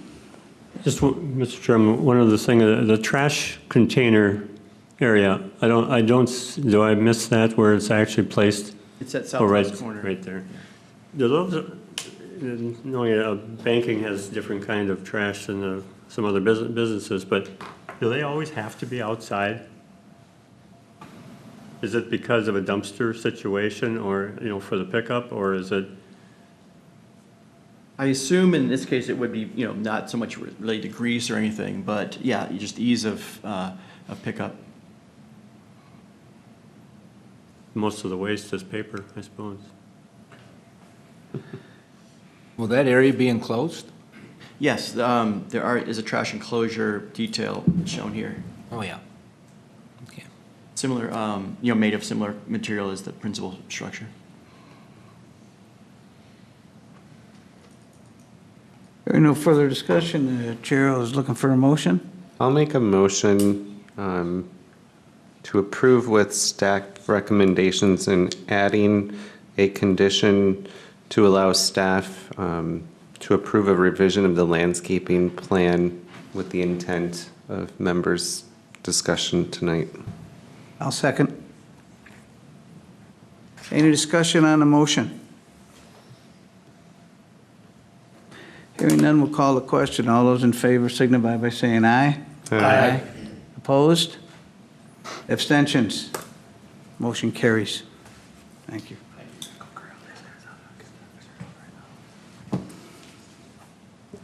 Excuse me. Next up is a zoning map amendment and comprehensive plan amendment for 5631 190th Street North. We're here to consider both the zoning map amendment application and consider a comprehensive plan amendment application. Donovan, you'll be presenting. Yes, sir. Chair, members of the Planning Commission, this is an application that we have reviewed several times over the last spring and into the summer. It's located on 190th Street, 5631 is the address. And this is the location here just west of Highway 61. What is proposed is a comprehensive plan and zoning text amendment. The active application is this area bounded in yellow. It includes the subject the applicant's property here, this somewhat S-shaped, approximately 14-acre parcel, and then a large section of Tanner's Brook Golf Course, and then several other, about half dozen other properties along Forest Road and 190th Street. As you recall, the original application was for simply this subject property with some concerns. The Planning Commission tabled it, sought some neighborhood feedback. This came back. Also, part of this was, I was asked the question, what can I recommend? And I said, a larger area like this, that would fit more as a comprehensive plan amendment. Just considering that in the larger scale of things, if you look at this property here, where the MUSA boundary, which is the Municipal Urban Service Area boundary, the area in which the city can legally extend public sewer and water, is on 190th here. And there's been conversation to expand this. And this is, in some ways, is a conversation that, could be part of this comprehensive plan amendment that we're undergoing right now. And maybe just having this early. And so, there's been idea that this line be extended. And in many cases, this does make sense that it's in this area for a residential use, understanding that perhaps in the future, long-term plans, what if the city were to look at another 35E access off of County Road 4, which is something that is in the both within Anoka County. It's in their long-range transportation plan. And thinking way ahead, maybe this is an area that is part of some commercial industrial properties using that access off of 35E. Well then, where do you do the residential? Well, maybe this is an area over here. So that's some of the background on what I thought of when I said, okay, what could be comprehensive here? And that's kind of how the area was expanded from the original 14 acres to 184.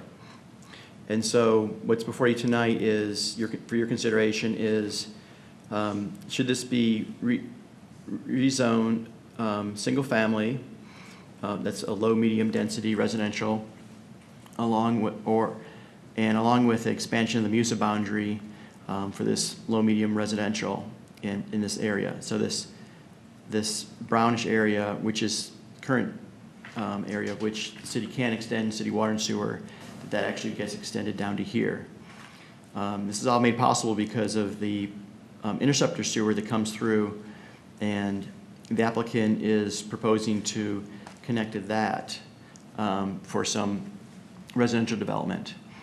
Of course, that is a plating process that's in the future, but before you tonight is the comprehensive plan and zoning map amendment. Since we've talked about it so many more times, I won't make any more presentation, but I'd like to take any questions from the Planning Commission right now. Questions for Donovan? Dennis? Where is that interceptor line? Just show us about where it is. Sure.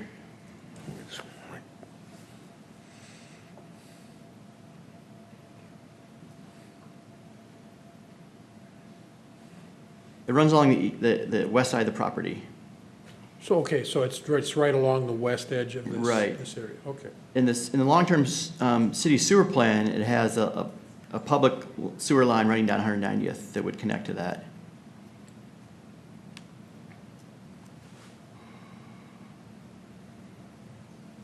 So Donovan, and I'm kind of going by partial things that I heard from the city council the other night, that the city council was requesting that the planning commission move this forward so that it could be taken to the Met Council for them to say yes or no to, and then come back with specific plans. But again, I'm wondering if common sense is available here, because number one, there's a moratorium on wells, and there's no water to this property, and there's no plan for water to the property for some time. So whatever we do in moving it forward, is it realistic that it doesn't have the components to make it work regardless? No, at the moment? There's no moratorium on wells in this area.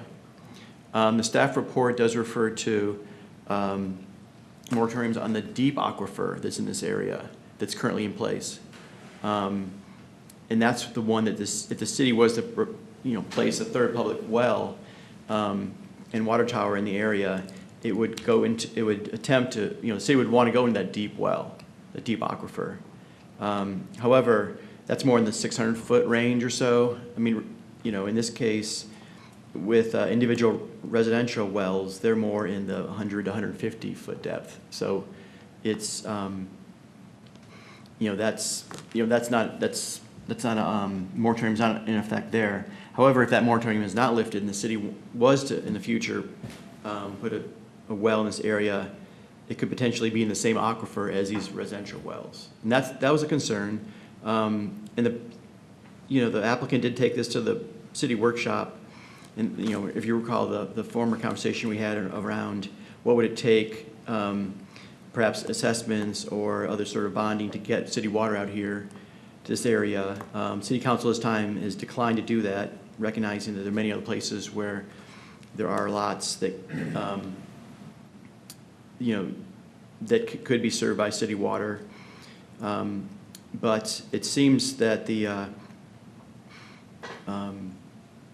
is that, as you note, there's a opinion of the council that that is that's acceptable to them to actually to have the city sewer here serve this and then with public wells. And So there's no moratorium against wells? Not for the aquifer. I believe So that's St. specific Simon to an aquifer? I'm sorry? The moratorium is specific to an aquifer? Correct. And that moratorium is by the city or by? I assume that would be DNR based because they handle the water appropriations. Mike? Did they put a moratorium on wells within so many feet of the lakes? It's so many feet of the existing two city wells. One is downtown at the old city hall site, and the other one is over there on 8th Street Southeast. And that's only within a certain distance. Though that does not apply over in this area of the city. Okay, but I mean like around Forest Lake, Clear Lake, any of them, you know, because what's happened down in White Bear Lake. But you're just No. saying it's the deep aquifer. Yeah, and that moratorium is separate from the White Bear Lake situation. I mean, as far as litigation and everything, that big concern. Basically, Forest Lake is in kind of the second tier of that. They're not directly impacted by that recent decision.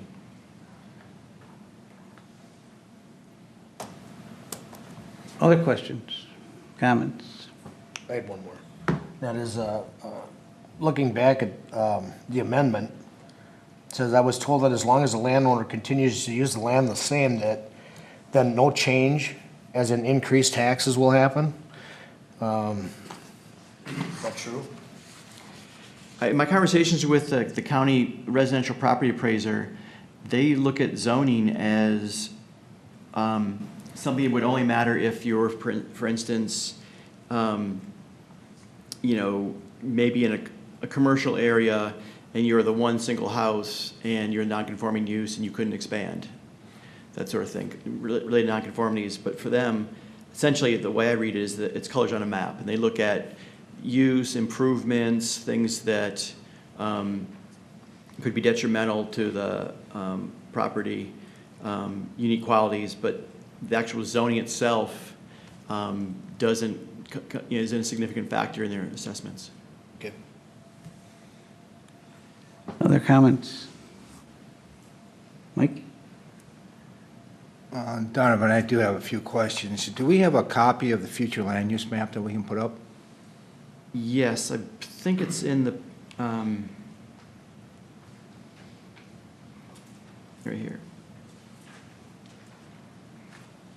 Okay, And you've outlined the subject area in yellow there. I should probably know this, but I don't. What is that dotted black line there, the RMP boundary?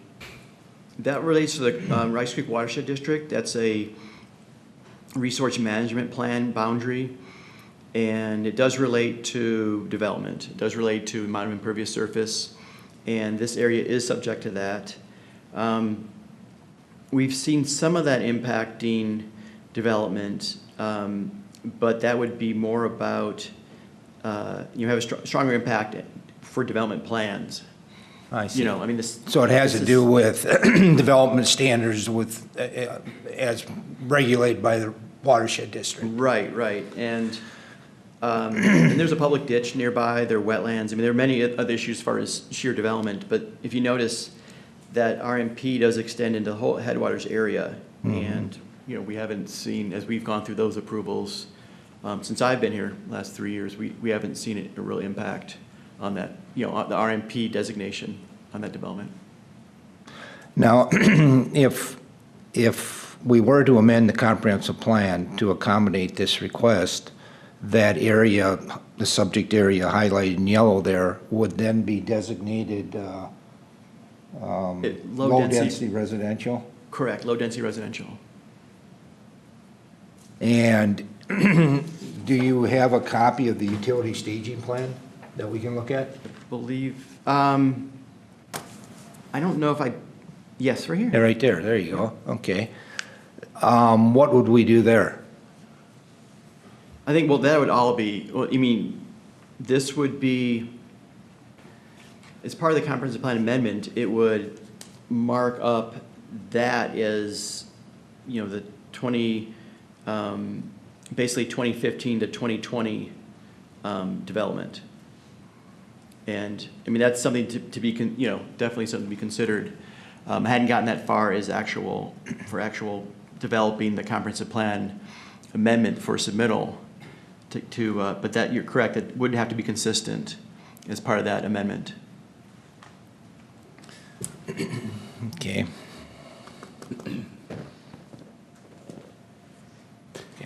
Donovan, the public spoke last time with great concern about potentially being assessed if water were to go in down here on those adjoining properties. Is that still what would absolutely happen? Or is that question up for debate after this would theoretically pass? I don't believe it's an active conversation. I mean, I believe that council believes that, the assessment process, is useful in some cases, but it would, I don't believe they think that, extending city water at this point isn't worth the difficulty it would be to go through that assessment process. And that there's so many parcels within the MUSA area that, water could be extended to, that it's not a priority to extend water down here. So if we supported this tonight and move forward, we can be relatively assured that these concerned neighbors aren't going to have a big, huge water assessment that they don't plan on using anytime soon? I believe so. I think that at a city council meeting in early September, that was one thing that Councilman Freer, specifically directed me to kind of announce to the public was that, the assessments, that option for extending water sewer at this point is off the table.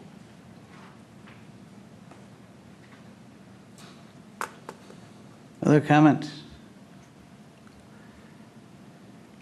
So the land that's north of this subject property, that is currently, this is an up-to-date map, so it shows that that is undeveloped? Or is there development? No, this is utility staging plan. So, I mean, this kind of gives you more idea of what is currently developed.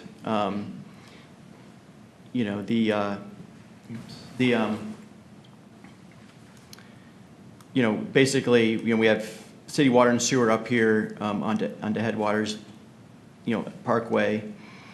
And then, more recently, the, Plan Commission did approve that 10-acre minor subdivision on this northwest corner of the current Tannersburg property. And that's currently on the market, actually. I got a call from a realtor this week about that. So, I mean, that could be the next step for development heading southward. What's the land above it? That is a city-owned property. That's part of the city-owned. original Headwaters, about 120 acres there. Both of those? This is the Taylor Farm over here. Right. But when I say both on this side of the green line? Oh, yeah, that's And neither of those have any development on them? correct. And neither of those have any water or sewer? Correct. Public water and sewer. Right.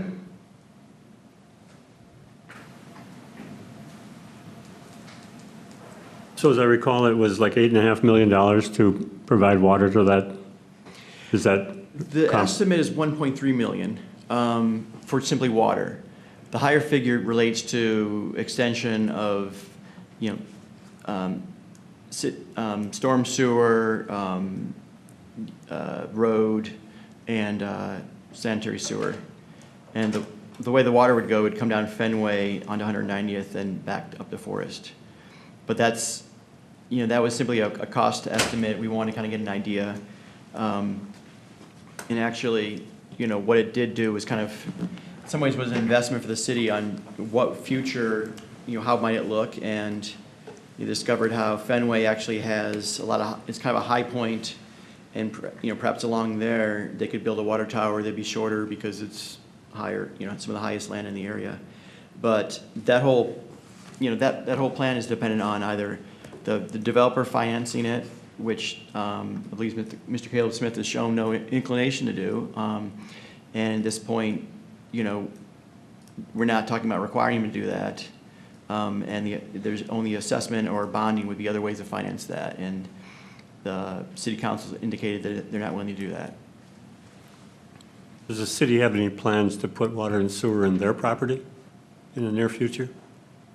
I mean, it's there. It's there in it's in Headwaters, but the city wouldn't extend it until, it'd be part of a development plan.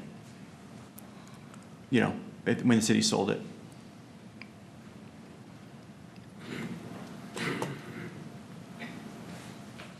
Donovan, just a point of clarification here. We've already had the public hearing, so there is no public hearing tonight. Correct. We've had a public hearing. If it's the chair's discretion, I mean, more public could be, allowed to speak, but it's, the official public hearing has been conducted. So you're looking for action on this?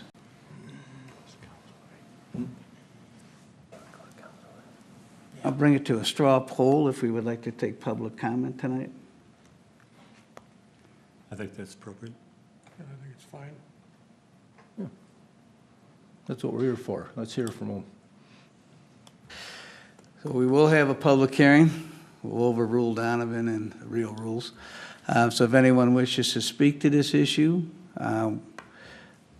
prior to opening the public hearing, we'll ask the applicant if they would like to add anything prior to the public hearing.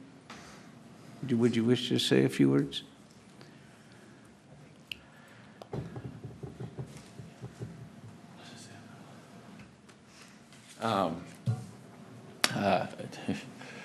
Commissioner and members of the commission, thank you for putting up with us in so many meetings and being here so late all the time. I just wanted to reiterate that, as you know, you sent us to the workshop, and I think Mr. Lee was the one that was there and heard the workshop. The Planning Commission was very for this and a 5-0 vote to move it forward to the Met Council.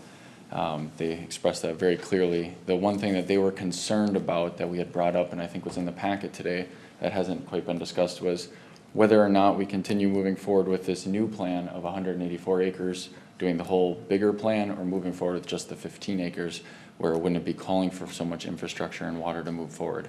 Because the City Council has said that they will not be doing the assessment of water for the neighbors to bring it down. So if they were to look at a bonding bill or anything like that, that would be pushed harder if it was the bigger area. And then the idea of the plan, or the comp plan in 2040 coming out might include that with the new staging plan and everything else. So in their consideration, they said they wouldn't mind. What they were asking basically was to come back tonight and ask, what do you guys think is the better decision to send to the Met Council, is the confirmation that we got. So the decision tonight would be, is it the 15 acres, just ours was 15, I think, .2.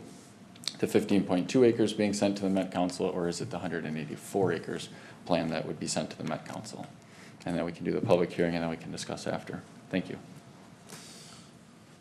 Thank you. We will have a public hearing. So we'll open the public hearing. If you wish to speak to this issue, we ask you to come up, state your name, address for the record, and tell us your comments on this application.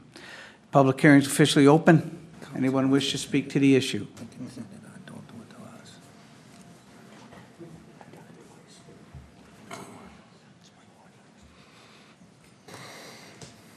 Good evening, Commissioners. Henry Votel, 60151 90th Street, Forest Lake, Minnesota.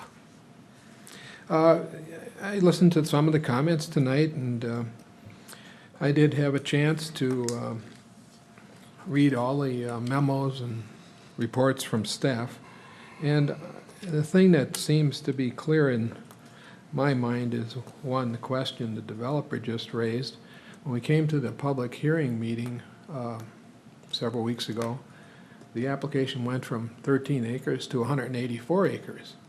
And my neighbors and I sat there scratching our head, wondering, how did we get into this? We didn't ask for it, to amend the comprehensive plan and the zoning. And we've got 13 acres of ground, rezoning golf course area and our properties. And, without notice for that change, did that invalidate that public hearing?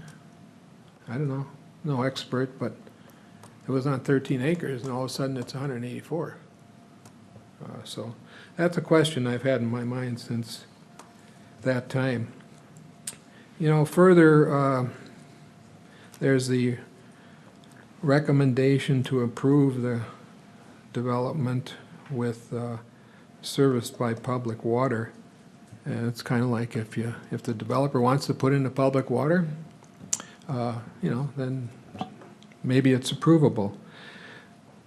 I looked at the information on the engineer for 3 miles of water line for $1.3 million. somebody should take them up on that. I have a lot of engineering friends, and all they got were laughs. They didn't think that was very realistic for 3 miles of water line. And then, of course, goes with it the curb, the street, the storm sewer. Boy, I'd like to have that in 190th Street. We just got ripped up and we're back to gravel after the recycle that was there for years that the golf course put in. And apparently the city forgot that the golf course paid for it and came and ripped it up this summer. That's another topic. But I think that the issue here is that there's a request for rezoning and comprehensive plan, and there was a request that the Smith family go back to the neighbors back in June and have a meeting. And the report just kind of stops on that. Doesn't say what the outcome of that meeting was. And I wasn't, we didn't get an invitation for it, understandable. But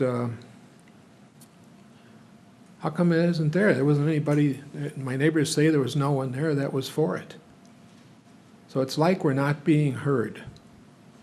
The majority of the property owners, and I haven't encountered any that have said, let's do this. We can see a reason for it. You know, you talk about that kind of zoning put on a property and it doesn't increase taxes. No, that's correct. But it does increase values. So if this was such a great idea, why aren't we all for it? Because we think that the value of the property in the country, we're still in the cornfields, is much better than it would be designated as single family. So, you know, when I read the reports and I kind of get some arbitrary decisions being made to expand this to 184 acres, and nobody's asking us. So I have a petition signed by 6 or 7 of the neighbors tonight to give the staff that we are not in favor of the comprehensive plan change or the rezoning, and that we kind of feel left out. But thank you for your time in hearing us, and I'll give this petition to the staff. Thank you. Anyone else wish to speak to the issue?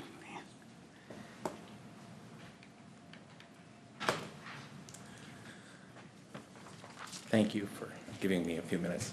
Dan Taylor, 19480 Fenway. And we also are at 18980 Fenway. And also on 18831 Fenway. So 3 properties there. My concern today is about the 184 acres is kind of a smoke and mirrors type thing about masking the 13 acres. So personally, I think that including the golf course, which is the majority of that 184 acres, as part of this, from what I understand out of all of our public hearings, is that the golf course has no intention of building. So if I was at the Met Council and I saw this coming forward, I would think that everybody in this 184 acres is for this. And I don't see anybody other than the people that are presenting this for it. And we haven't heard from Tanner's Brook. But if we just take it at Tanner's Brook word that they want to stay there as a golf course, they have no outlots. And they will not develop. So again, this 184 acres is really not 184 acres. And the commission, the Met Council would look at it and say, there's a need here.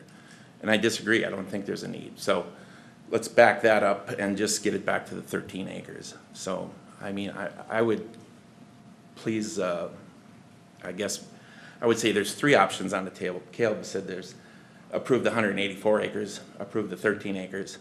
There was his 2 options, or not approve any of them. So that's my opinion. And I would hope that you would do the 3rd. Thank you. Thank you. Anyone else wish to speak to the issue?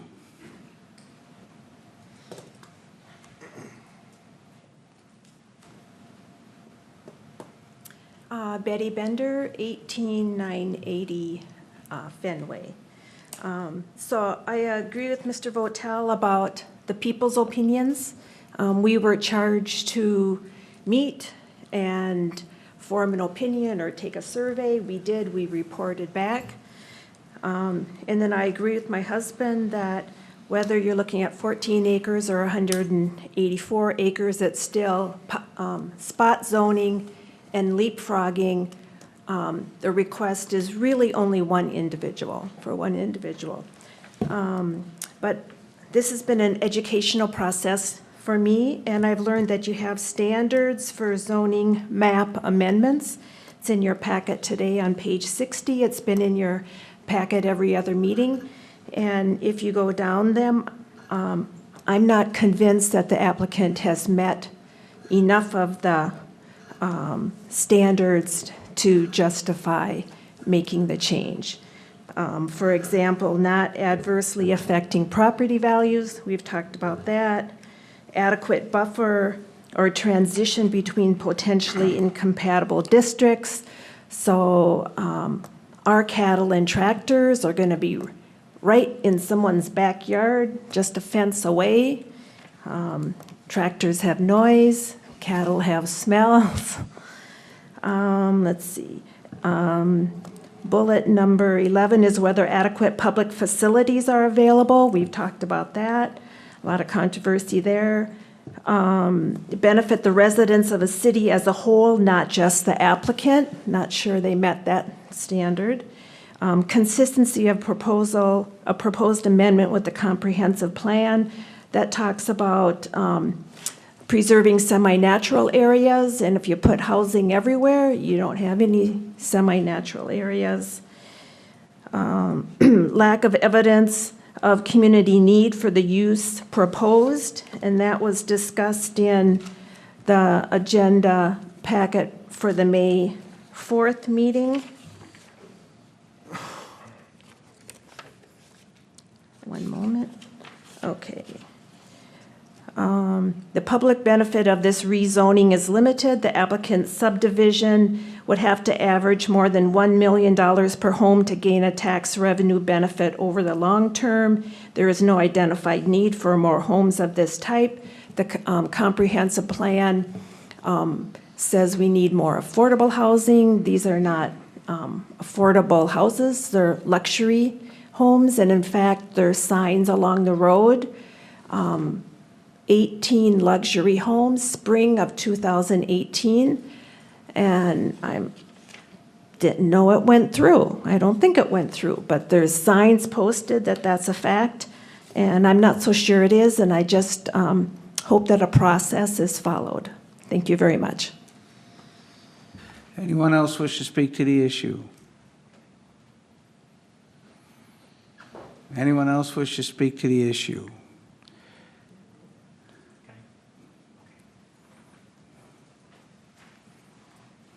I don't have a whole lot to ask. My name is Dick Smith. My son is Caleb, who's been championing this little idea for the last year, basically. And I don't usually get into the public speaking because I don't do a very good job because I'm only half Norwegian. The other half's Danish, so I don't know if that helps.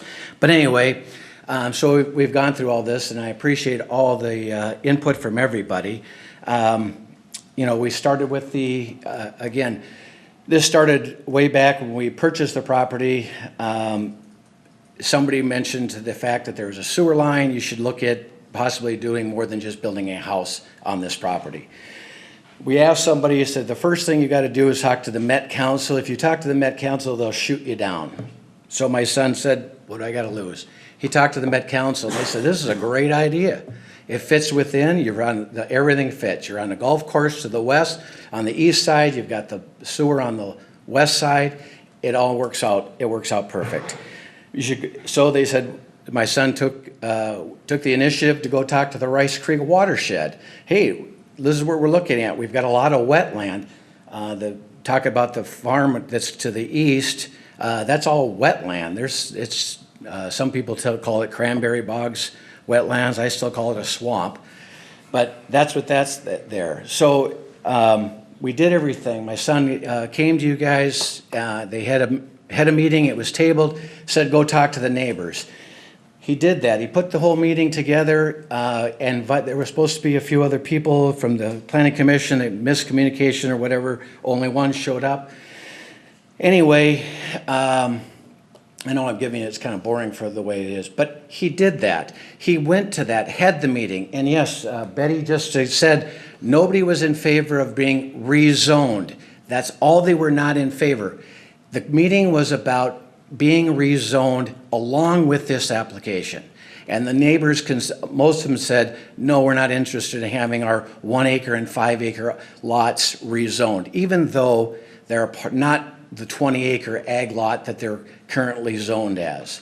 So they don't meet that, and that's what Donovan was trying to say, is it's kind of the 184 acre kind of just tidies everything up.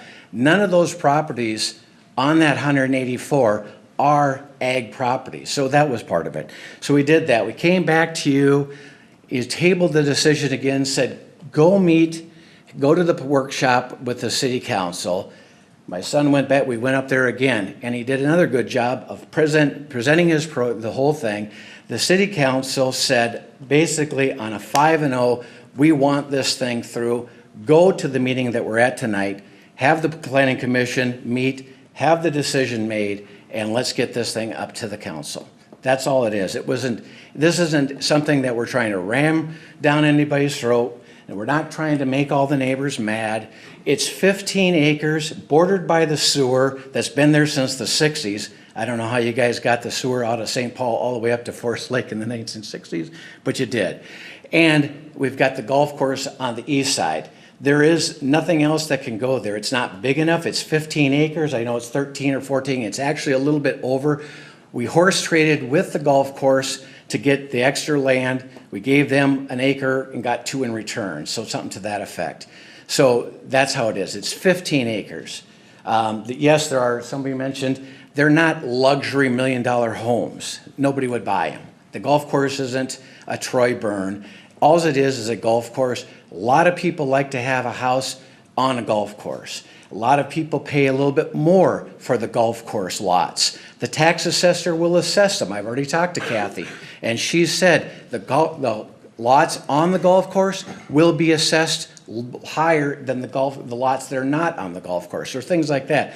So yes, but they're not $1 million homes. They're not luxury. The sign says custom homes, because they are. We've talked about that. The whole idea, the whole plan with that development is custom homes that have a farm style to them, that have a timeless look. So it'll look like farmhouses that were there for 100 years. So it's all laid out. Again, he's done a very good job. He's presented it, done everything you've asked, and now we're here, and we need the vote to move it forward. This can still get killed by the Met Council, but again, we wouldn't even be this far had the Met Council not already said, yeah, this is a no-brainer. You got the watershed that have already said, yeah, they don't have a water problem at all. So that's all I got, but I thank you, appreciate it. Thank you. Anyone else wish to speak to the issue?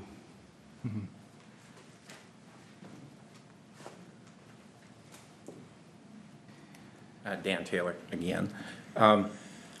Dick brings up a good point that I didn't mention before, but this workshop that was talked about, we were told at the last planning committee that, you know, if anything happens, Donovan said, Mr. Taylor, you notify them. I'll notify you if they're on the agenda. Okay? That's when I was last here. I talked to Donovan. Donovan said, this is not on the agenda. Therefore, council hears only one side. Now, that to me irks me bad. I mean, come on. If this was supposed to be open discussion and he's only, the council's at the workshop and only hearing one side, I'm extremely disappointed. So, that's what I have to say. Thank you. So, Mayor, sorry, wrong meeting again. Chairman of the Commission, on that point, so that was not scheduled to be on the workshop agenda that evening. It was added that night, based on the request of the applicant and some discussion that they had. And so, it was, when the agenda was approved, it was added as an item. And I'm not going to say the council said, on a 5-0 basis that, they want this development to move forward. I don't know what conversations, the applicant may or may not have had with them individually or the feedback they've received. What I will say that they indicated is that they feel like the applicant deserves an up or down vote on their application, and that's what the applicant wants. They indicated that as a city, we are not going to take the lead on extending road, sewer, water to this area. And so you are to then evaluate the application based on the fact that it will be positioned for future connection to the water system, but not initially connected to the water system, and would receive sewer, based on direct connection to the interceptor sewer line. So I won't say there was any negative comments made about the development, but again, I think it was back to the Planning Commission. You have that context of, let them have the opportunity to vote the application as submitted, and in either variation. I think as a group this evening, you can expect to vote on this in the smaller version on this specific parcel, which is fine. Clearly, this will be a contemporary topic in the comprehensive plan process. So I think, there's the discussion on whether this is an accelerator of that conversation based on this particular development, but you certainly aren't obligated to do that. Thank you. Anyone else wish to speak to the issue?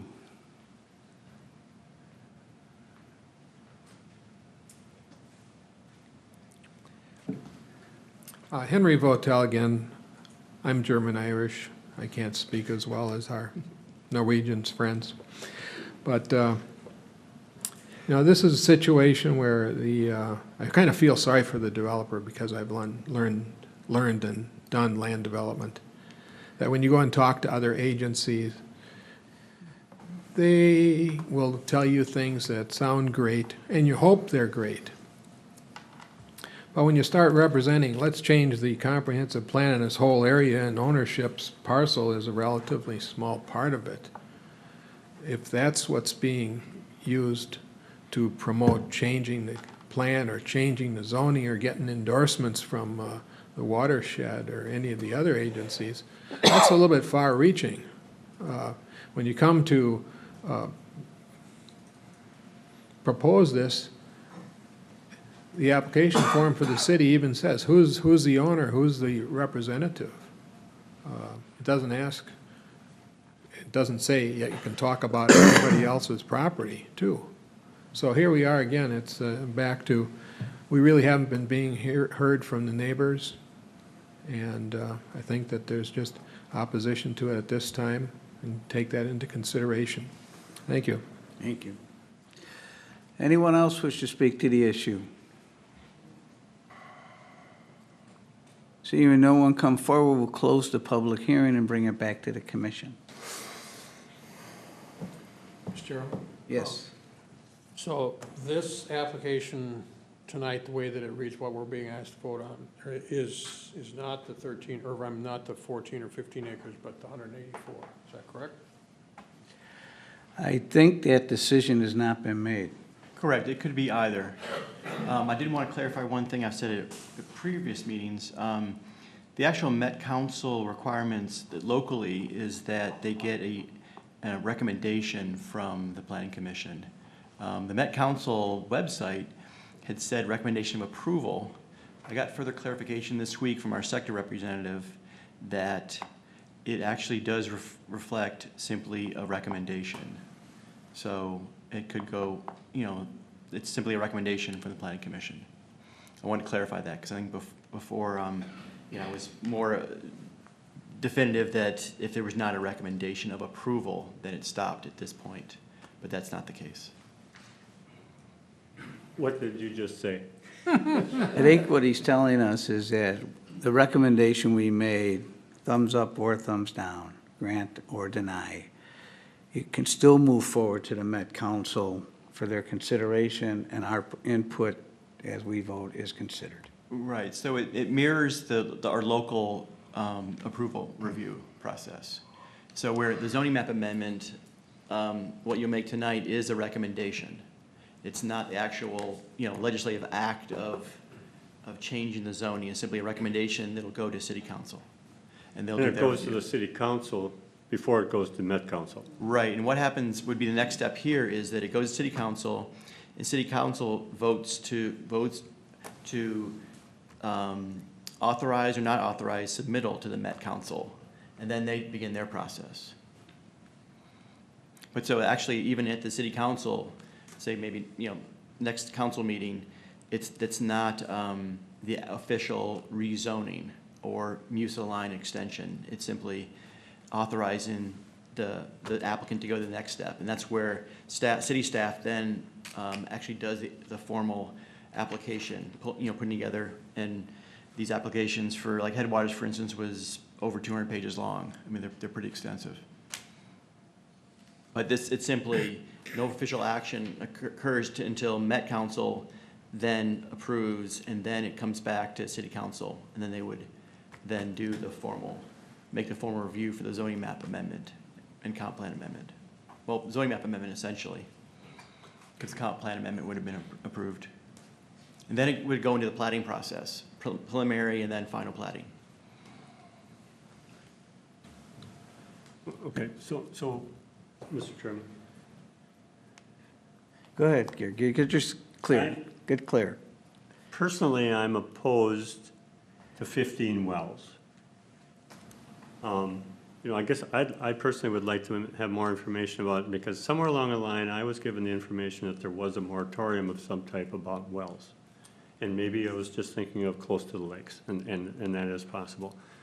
So I have a problem with that. But the other thing is, timeliness of this compared to our revision of our comp plan, is it possible for the applicant to build one house on this property to suit their personal needs at the moment, and then after it goes through the update of the comprehensive plan and all the rest of the stuff, and the more certain of what's happening with water, that it could be a development after that? Certainly, it's a non-conforming lot by size, but it's certainly entitled to one dwelling on the property. Isn't there a dwelling on it right Current now? zoning. Sorry? Is there a dwelling on, isn't there a farmhouse on it right now? That's been demolished. Burned down, yeah. Mike? Donovan, by rezoning this, is it in the best interest of the city to rezone that area? I mean, is there any reason to even rezone it at this time, before the comprehensive plan goes, we adjust that and modify it? Well, in my staff report, I do go through various ways in which it is consistent with the comp plan, as far as providing, variety of housing, another variety of housing type, and in how it's, because there is a variety of different land uses in an area. You have public recreation or public use of it's a private golf course, but it has public access. You have single-family homes. There's some woodlands, pastures, wetlands, and so it's a variety of uses that if you add more single-family homes in there, the density, of course, is different, but as a land use, it's not simply incompatible. And this is in the direction that we understand that the residential development will go. So while the staging plan that I brought up earlier, isn't complete, because the big recession happened, this does represent, future area where the city did expect to grow with residential development. Chairman of the Commission, just from a overall perspective, rezonings, comp plan amendments, the commission and council have a wide degree of latitude on whether those are approved. You get down to a variance or a site plan, and you're really evaluating that against an existing code and criteria, and, you know, if you were to deny a site plan that can comply with our code, you have some exposure there. But these are broader discussions that you have the opportunity to engage in, and whether, from your perspective, these various criteria, if they do advance the comp plan, the intent of the zoning code, et cetera, you have a fairly wide degree of latitude on how you think about that. Dennis? Couple things. First of all, I'm assuming that in this 184 acre, all of the landowners, I don't know how many there are, but what, 1, 2, 3, 4, 5, 6, 7, 8, 9, 10, 11, 12 different landowners. Are they all, have they all bought into this notion of, I'm just curious where the 184 came from. Well, it fits more comprehensively with the, kind of broad scope of planning. Oh, I in the understand city. that, but I mean. But then also, we really wanted to have I looked in an area and thought, I think we made a mistake with 190th. It's got zoned on one side, residential. We've The other already side- been over that, yeah. I'm sorry? We've already been over that. Yeah, so If- that's, if- I mean, If so we it's a- haven't, there's a it's depth gonna of come up property in the there. comp plan review, this whole notion of having Mucilines on the center of the street is just ridiculous. But that's not an issue. That's not what the issue is here tonight. So we don't really, I really haven't heard, I heard you say, it makes more sense to, if we're gonna, if we're gonna expand the Muciline and deal with these applications, it would make more sense to do it 184 acres as opposed to 14. I understand that. But what I guess I was just curious to know, if, I'm assuming that the golf course bought into this, but what about the other, Well, 9 I or think, 10? yeah, I think what you're hearing tonight is the general, consensus of people, and then. There are people within this 184 acres who Yeah, are that against this, is that? No, that's the, I think they are. Besides the, I believe the golf course is for it, and of course, the Smiths are for it. Besides that, I don't know if there's anyone else. And if that's, as Aaron mentioned, it's a legislative act to actually do the rezoning.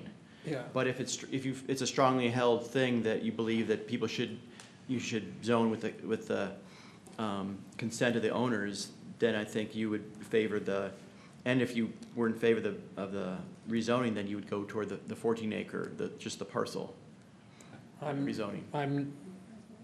You're not putting my words in my mouth by saying that. I just want to make that statement. You're not. I understand that. The other thing that I'm curious about is this, you went through this process of the steps that, we make a recommendation as planning commission, it goes to the city council. They then basically do the same thing to the Met Council. Who actually makes the application to the Met Council? Is that done by the applicant or is that done by the city? It's done by the city. Okay. So there has to be some buying into this by the city, I would think. Well, if it's mandated by the city council, then. Yeah. I'm staff, that's the And council. then you said when it comes back, let's say it comes back from Met Council with a favorable, or whatever, positive, a yay, then you said it comes back to the city council, and they then vote to make this an official thing, up to the point of it coming back to the city council. It's basically just recommendations, right? And then the city council actually makes the law or whatever the. Right, the actual zoning map change. It doesn't come back to the planning commission at that point. It only comes back to the planning commission when there are specific plans for development. Is that correct? Right, Okay, that's fine. Right, the whole planning process and All right. everything would start Just want to over. make sure I had that straight. Yeah. So if we, just to finalize that, if we then, our yea or nay tonight would be the only time that we would be involved in this process until actual plans for development would come to us. That's correct. Okay. Mike? Well, I guess, I don't know if this is a question or not, but there was a city council workshop, and to the last minute, at their request, they showed up for their, for the city council workshop, and the 10 to 20 neighbors that were in there were never notified about that workshop that night, that it was on the agenda. And so the city council voted 5-0, 5-0, that it was a good plan because they heard one side. They never heard any of the opposition. You know, again, so workshops are workshops, no voting happens. So they discussed it. The feedback was basically, you know, we are not wanting to proactively extend utilities to serve this area in the, you know, in the foreseeable future. So from that perspective, that was the feedback that was received, so it could, you know, be deferential to the next step in the process, or the real step in the process, which is your action. Thank you. Mr. Chairman? Yes, sir. Perhaps I'm looking at this too simple. And it's rather exciting having an application like this, because what we're considering is amending the comprehensive plan. And plans are certainly adopted and prepared to be amended, but they're also adopted and prepared to be followed. And so there's a question, are we going to follow the existing plan, or are we going to amend the plan? In terms of going to the Met Council with a request to put more land in the MUSA line, my experience and my thought would be that the Met Council would have no problem with that at all. I mean, the Met Council puts a big investment in the sewer land, in the sewer pipe, in the sewer plants throughout the metro area. They're in the business of selling sewer. They want sewer to develop. They control the urban area as a whole, around the whole metropolitan area, through the extension of sewer. But we have sewer going right through our city here, and my guess is if any request that would go to Met Council, they would not have a problem with expanding it. It's really a local issue. It's our issue. It's not the Met Council issue.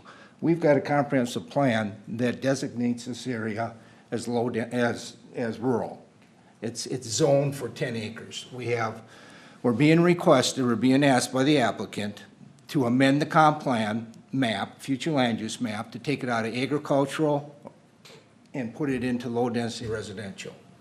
We're also being asked to follow that up with a rezoning to single-family residential, I believe. It's really our issue. Do we want to expand that? Do we want to expand that land use area? You know, I think what we have to consider here is there's been a lot of people in this area that is designated low dense, or designated rural, or designated 10-acre zoning, that have invested properties in this area in their neighborhood at a low density, a 10-acre zone.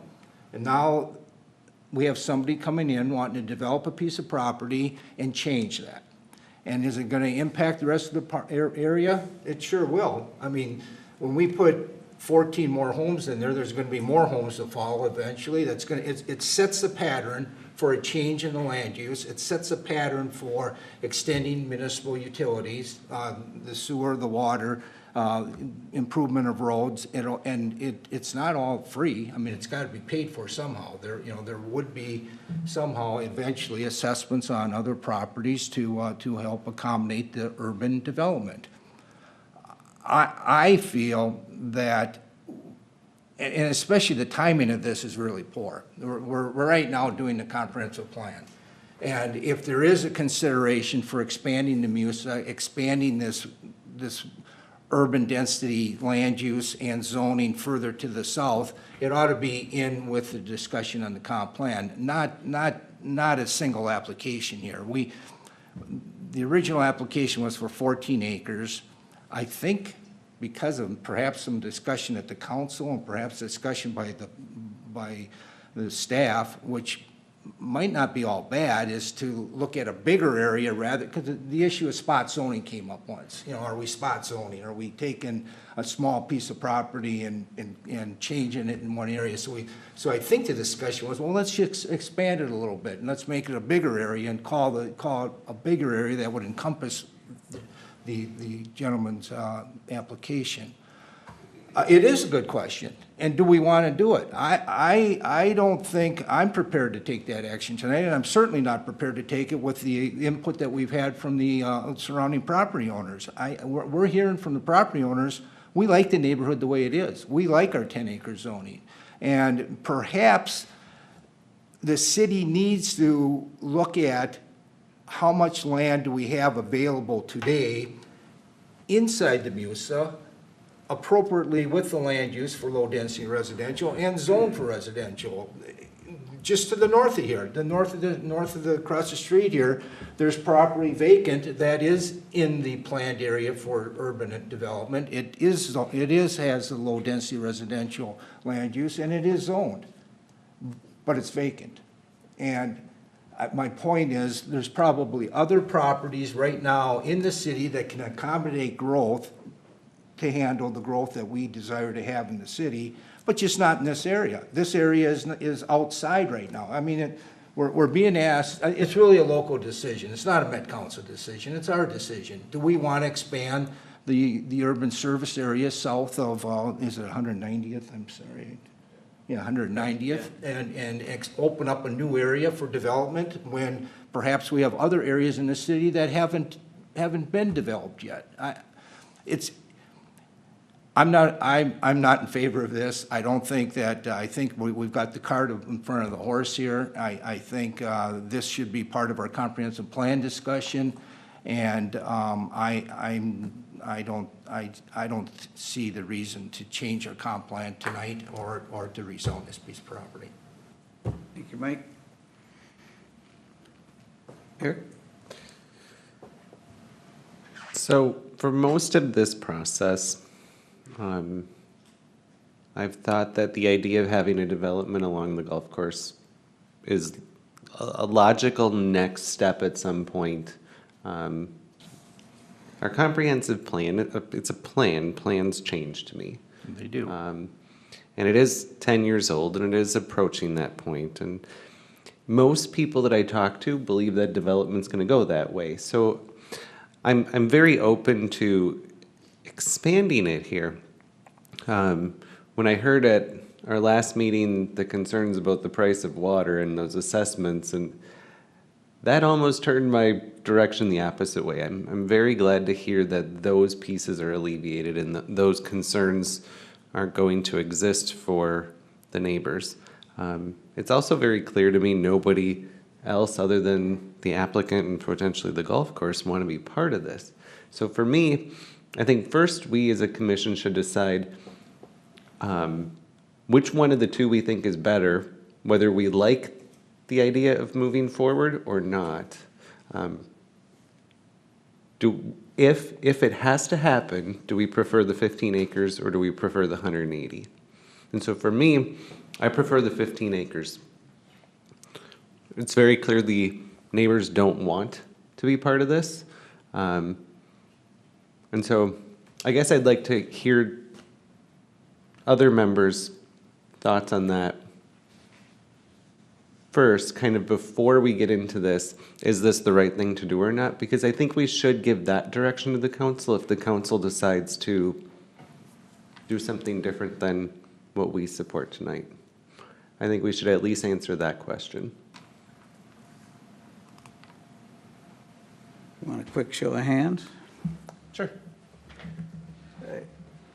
Not saying we're moving forward anything, but if we were, so then would the golf course be included in this? Is that, because the 15 acres is just a development, right? It's just the development.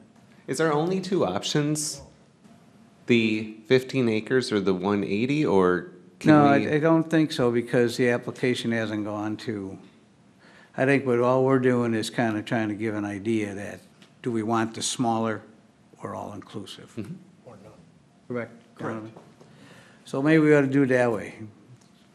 If you're would be more inclined for the smaller, raise your hand. Or if you're more inclined to the larger, raise your hand.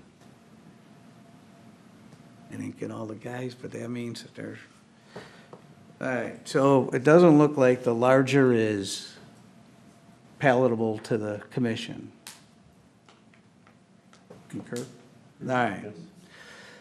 So if we look at this, so my opinion on this matter is we have got, and I was part of the last comprehensive plan. When you look at utility staging where Headwaters Parkway goes through, virtually south of there we have done no development. Now this was done in a rah-rah, this whole thing was going to be built out by 2010, give or take, and then we were going to start doing the ancillaries, and I know that Dan can confirm that he was going to be living in the island somewhere. But that didn't happen, and we're very far behind on this. So the infrastructure hasn't gone down, and I don't think we should develop it because we have 15 houses that want to go in. It doesn't make any sense to me. Yes, it's a nice piece of property abutting the golf course, and that's its favorable tag. But if you look at the page after the staging, you'll see the road map, and the road map shows 190th and Fenway as collector streets, which is fairly decent-sized street. Neither one is paved currently. Off of 61, 190th isn't paved, and south of pretty much Headwaters Parkway, I don't believe it's paved. I don't think we want to be doing developments with this little infrastructure, because the first complaint's going to be my road's not paved, driving my car in there. It makes no sense when I have a solid mile plus to the north that should be developed first. So I am not in favor of this application, and especially since the commission is only in favor of the smaller, it is really, to me, just a spot zone of 13 acres. Chairman? Yeah? Donovan, if we deny the request, can the applicant appeal it to the city council? No, this is the case, it's a recommendation, and so It's only a regardless of what the recommendation is, it still goes to city council. So the council can deal with it regardless of what we do? Yes. Any other comments? Chair is looking for a motion. Mr. Chair, I'm going to make a motion to deny the application. Deny the application for the comprehensive plan amendment and consideration of the rezoning for reasons that it does not comply with the land use plan map. It does not comply with the future staging map of the utilities, and it is currently outside the MUSA area. A second? Second. Can we clarify, it's a recommendation of denial? Yes. Yeah. Okay. Right, Mike? A Yes. recommendation for Yes. denial to the city council. Yes. Discussion on the motion? Hearing none, we'll call the question. All those in favor signify by saying aye. Aye. Opposed? Opposed. Abstentions? Motion denied is approved. Thank you all for your time. I know it's been a long process. This will be Your Honor, just for clarification, one thing to note, just as long as people are here, we would anticipate that this recommendation would be on the October 9th city council agenda. That's correct.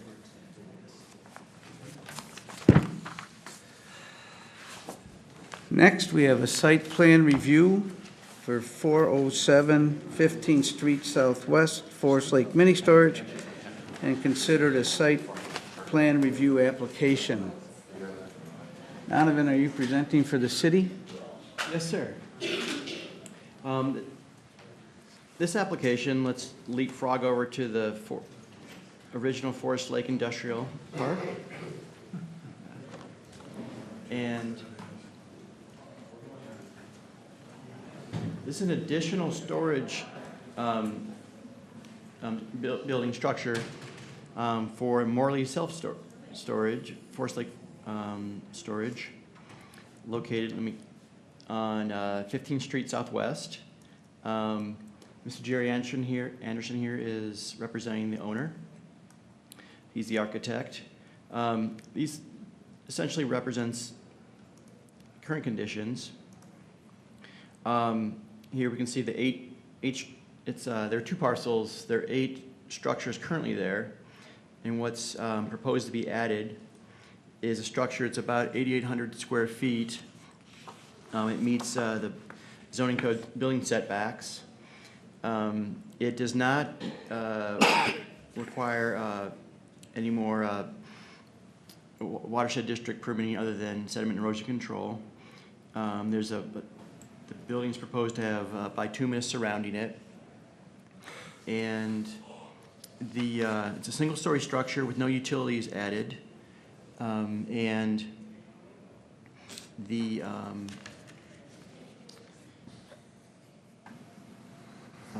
access is from the 15th Street in a single place. It's a fenced-in area, and there is some industrial, like limited industrial B3 zoning standards for minimum design, and the structure meets those minimum standards. And there's really little visibility from the road as far as public view of additional structure. And at this point, I'd like to take any questions from the Plan Commission. Any questions for Donovan?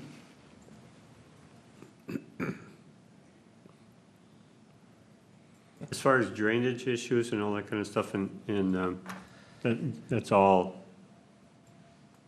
appropriate? There is, in the engineer's review letter, there are some comments on the drainage in order to get the, work with the swale on the property. And it basically has all the drainage going to the east, and this is there's a public easement over this drainage way. It's basically an open ditch. But the engineer's letter did not indicate any serious concerns with drainage.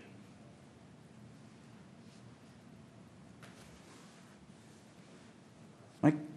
Donovan, your staff report talks about, I believe, 8 buildings that are there now? Correct. On the site plan, what are those 3 little buildings on the east side of the site? As in right here, you mean? No further, well, yeah, I got a question about that too, but no, further north. These are existing. No, go further north, not to the east, right? The 3 little ones. 3 little ones, right along that east property line. Right there. Oh, There I you didn't go. identify, those as storage. Yeah, they're in addition to the 8 I mentioned. There are other storage areas. Okay, all right. And the applicant indicates that these will be removed. They're trailers. All right, and the area between the existing buildings, that's gravel, isn't it? That's not blacktopped, is it? Oh, it is paved? Yes. Okay. And where the proposed building's gonna be, is that bituminous? No, it's not there now. You would be putting that in around the building? Yeah. Yeah, all right, thank you. There's more of a detail there. Any other questions for the city? Hearing none, would the applicant representative like to care to add anything? I think Donovan's covered everything. Unless you have questions on it. Any questions of the applicant? This is not a public hearing, it's just a site plan review. So I would make a motion that we approve the site plan review. part of recommendations. Make a Second. recommendation? Per the recommendations of the staff. Second. Got a motion and a second. Any discussion on the motion? Hearing none, we'll call the question. All those in favor signify by saying aye. Aye. Opposed? Abstentions? Motion carries.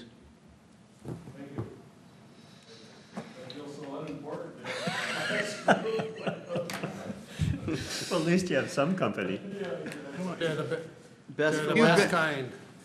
You've been here under Ones that take contentious 5 issues minutes or before. 10 minutes. Be glad your neighbors weren't opposing you.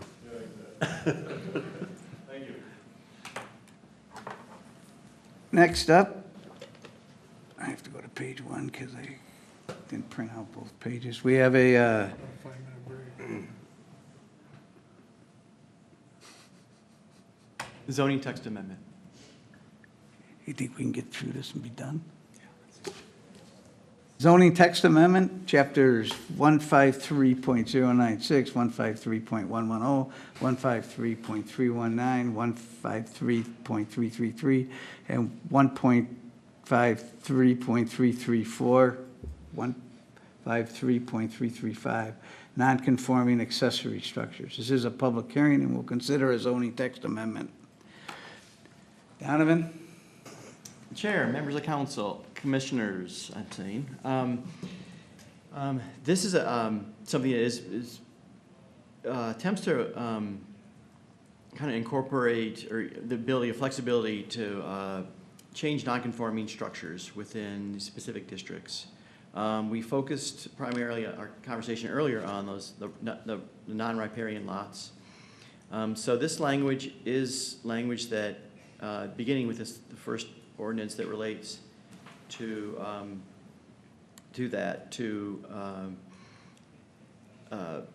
expansion of these non-conforming uses.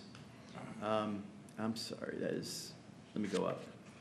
First of all, this is all the language you've seen before, and it sets forth certain conditions in which an accessory structure on this type of lot could be built or expanded. And that's simply for the rural residential and single-family zone districts, very specific lots. And so that's all language you've seen before. We've discussed it, and it appeared that the commissioners had a consensus agreeing to that. This next set of language, we had city attorney wanted to craft language that was more specific to the nonconformities and working with conditional use permits. And so for the MU1, downtown mixed use, MU2, general mixed use, and BP business park districts, those are located, in this downtown area along Highway 61. Business Park District is located on the east side of Highway 61, south of the Headwaters Parkway, down about a half mile. Basically, it was meant to be kind of the industrial park area. However, it still has agricultural and single-family land uses. But we did receive, staff has received many requests to expand these single-family homes with garages, additions, and in that case, those are all non-conforming uses, and they cannot be expanded. So this language here that we have before you, that this text amendment seeks to allow the expansion of these uses in these specific zoning districts, and it's done through the zoning text amendment of D, subsection D here, that legal established non-conforming uses may be expanded with a conditional use permit. First of all, there's any non-conforming use in residential zoning district may be expanded with a conditional use permit. Now, this is one that could be used with some of the properties we've dealt with say Aqua, in a residential zoning district. With Stella's as well. There are other ones where we had these situations where zoning came in, long after the development occurred. And then specifically, the non-conforming uses in this mixed use and business, these commercial zoning districts. And so this specifically does target those 3 zoning districts I mentioned. And that's the proposed language. And And so, anytime someone with a non-conforming use, in these 3 zoning districts, they could, through a CUP, expand that use, official planning commission approval. And I also just want to say that with these zoning text amendments, that, again, we're dealing with a planning commission recommendation, and this also will go to city council. So I'd like to take any questions from planning commission at this point. Any questions for the city?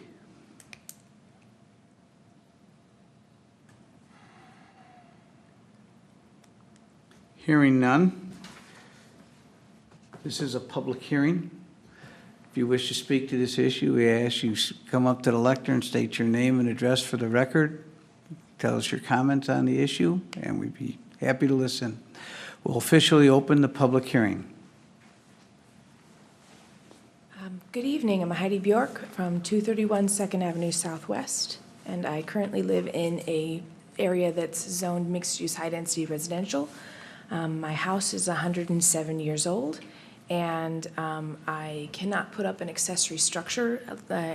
Many of my neighbors do have accessory structures, garages, sometimes more than one, and I'm interested in this this language change to the zoning because it would allow me to be able to build a garage, which I currently do not have.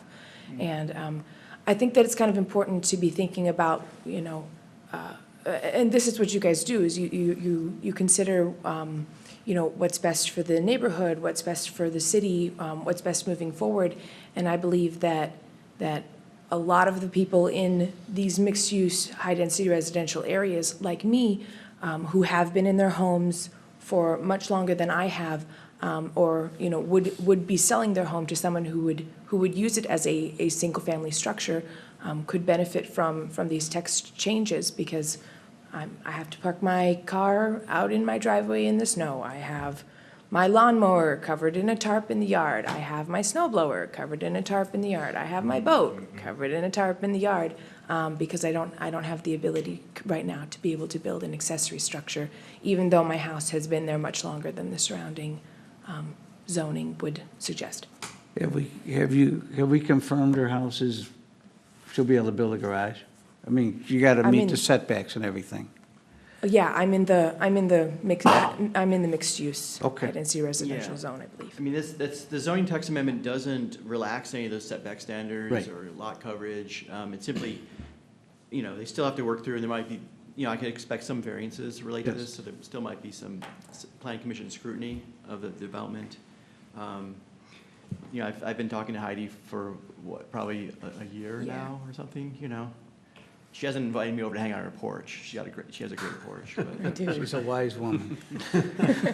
You'd never get him to leave. Yeah, exactly. Well, it depends. Never mind. And we're big fans of garages, too. Yeah. We are. What was your address again? 231 2nd Avenue Southwest. I'm right kind of in the down the block from Wells Fargo. Right here. That is an older picture. My roof is no longer green. Not that you need to know that. Beautiful. So which one is yours? I have the L-shaped property. The 231, okay. 231, yep.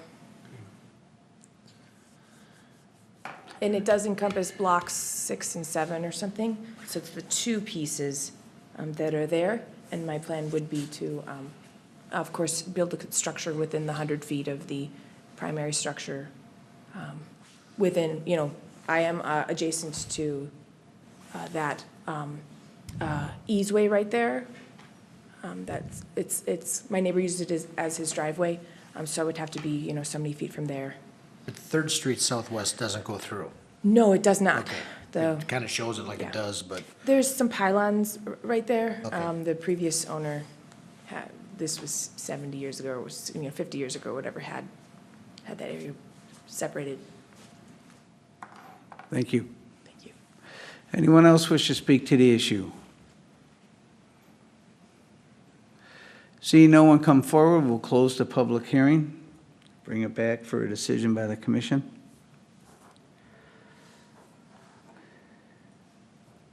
Mr. Chairman? Yes, sir. So Donovan, the residential use is not a permitted use in the mixed zoning district? Yeah, the single family Single, it is or isn't? is not. Is not. Correct.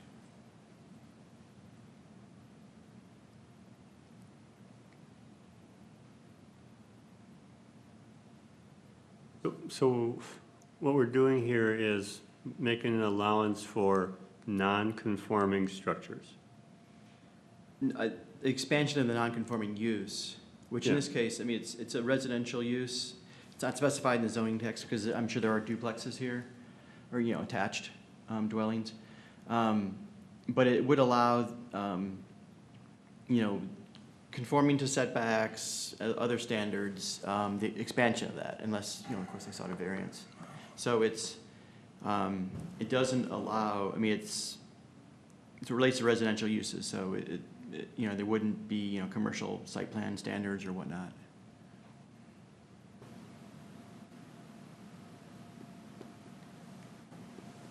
And the city attorney has drafted this? Yes, actually, I thought he kind of had a pretty kind of elegant and simple solution to, you know, work at through the nonconformity section of the zoning text. Yeah, to me, it's kind of a slippery slope, because once you start allowing amendments or degree of variances to non-conforming uses, you do it in one area, why wouldn't you do it in other areas? I mean, to me, a better approach would be to look at single-family homes being a permitted use in the MX district, you know, but I guess there's all different ways to look at things, and if the city attorney's comfortable with this, I guess I don't want to borrow trouble, but it seems to me that I'm a little puzzled with the approach that we're taking. Okay, if I could explain further. This is the MX, you know, mixed use, you know, MU1 zoning district, the downtown zoning district. So the most density, the uses that are, you know, that produce the downtown activities, you know, it could be a Right. theater, performing arts center, it could be, you know, it's multifamily also, it's a permitted use. It's lighthouse lofts, I mean, but, you know, this zoning district does encompass many of these single-family homes. You know, It part does of- encompass. It does encompass, you know, many single-family homes, as well as the MU2, as well as the business park. That's all it is single-family homes, or vacant, some vacant lots, I think, in there. And so how I rationalize it is that a garage is investment. It's not insignificant, but it's in the, say, maximum, say, $20,000, $30,000 range. Now, when zoning amendments, you know, a zoning area is zoned differently than the existing land use, and things are made non-conforming, is the idea to kind of create, investor expectations, kind of create a land use change to promote other city goals. And if you allowed single family here, you would have homes, you know, proximity to downtown. Wow, I mean, I think it would really change the, you know, people would say, I want to have a nice home, you know, a nice home right in this lot, and maybe invest $300,000 in a home. You know, just, I'm speculating here. And so that really cements that land use for a long time versus, say, maybe a $30,000 investment. And so I think it's, I understand it is non-conforming. In an ideal world, the real estate market should have already, you know, redeveloped all this, you know, to match where the zoning is, because it is how proximate it is to, you know, really, you know, big activity centers with the city of Forest Lake, you know, where cities made some big investments, you know, to create, you know, create good places. But, you know, it's slowly happening. I mean, you know, we're getting lighthouse lofts. You know, that's a, you know, huge change from, you know, a single-story city hall structure. Mm-hmm. Another good example of this outside of the downtown is south of the compost site, where, you know, there's a fairly large tract of land that's zoned for a future business park. I don't remember the exact zoning, but, you know, there are a number of residential properties within there that have wanted to make some improvement over the years, and, you know, they were rezoned with the idea that, there was a comp plan amendment, and we just kind of look back to our previous conversation. At one point, there was a comp plan amendment made there, and then they were rezoned accordingly, but the existing underlying uses remained, and so they've been put in this sort of land use purgatory and can't really do anything with these existing properties, which really is the goal. I mean, the goal is to, over time, amortize out these land uses, but it's kind of a balancing act of, are you gonna work with people, or are you really trying to accelerate, you know, your movement toward the ultimate land use vision there, so. I think this is an attempt to kind of strike a compromise for people. Any other comments? Eric? For me, I support this amendment. You know, I think we'll take her property as an example. I'm betting it's too small, too narrow to put an apartment complex in there, or a theater, or any of the other types of uses you mentioned, Donovan. I don't think there's a single one of those things she could put on her property. A developer might be able to at some point with acquiring neighboring properties. And so with the location of where that specific one is, it's off on the edge of our zoning. And, you know, I think it's kind of unfortunate how our current regulatory policy is written that restricts her from being able to use her land in the way she bought it. She bought it as a house. There may be others that have built it as a house at one point, got rezoned into this type of thing, and building a garage or building a shed or these small things to me go in line with using that as a house and using it as a residential property. If this was allowing them to knock that thing down and build a little McMansion, I think that's very different. You know, I think this comes down to allowing people a fair amount of freedom of their property rights. And you know, I think our attorney did a really good job of drafting some of the language for us.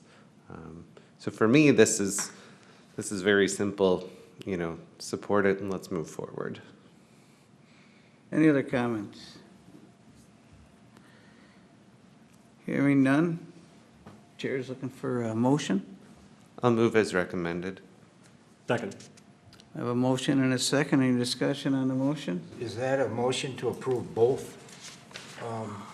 We have two ordinances, right?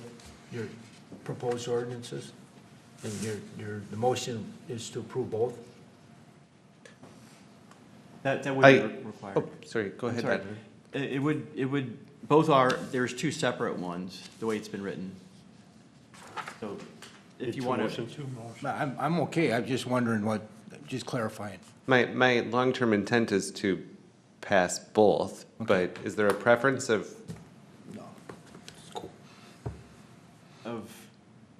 doing it separately? I don't think that's necessary. Okay. Or just, you know. I was just looking for clarification, I'm all right. To include both, though. No, thank you. Any other discussion on the motion? Hearing none, all those in favor signify by saying aye. Aye. Opposed? Abstentions? Motion carries. We have moved to the other part of our meeting. Before I take comments from the other commissioners, Donovan, would you be so kind as to introduce the staff member to your left? I'd like to introduce you all to Ashton Miller. She has been the summer intern. She's a recent graduate of the Humphrey program at the U in planning policy. And following her internship and then the resignation of Matt Lindholm as zoning inspector, Ashton agreed to come on as a zoning inspector, working part-time. And then with Jolene leaving, she's now moving up the rungs of the ladder really quickly now as full-time, assisting with both the licensing. It's a number of things that Dan, I don't even know about Dan knows, but again, doing the zoning. She actually did ghost write one of the staff reports tonight, the variance staff report for Mr. Coleman. And did a great job, I thought. But But I told her what to recommend, so don't blame that on her, okay? Welcome. Welcome. You might have Donovan's job soon. Anything else on the other, Eric? I don't want to get into a large discussion on it tonight because it's getting late. But I think I would like to see in our agenda for the next meeting that we as a group have a conversation of whether we should consider putting some type of open forum towards the beginning of our meeting to address topics like, trying to remember here, like item number 11 that didn't require a public hearing, or the Menards plan that never required a public hearing, or the one that we did add in.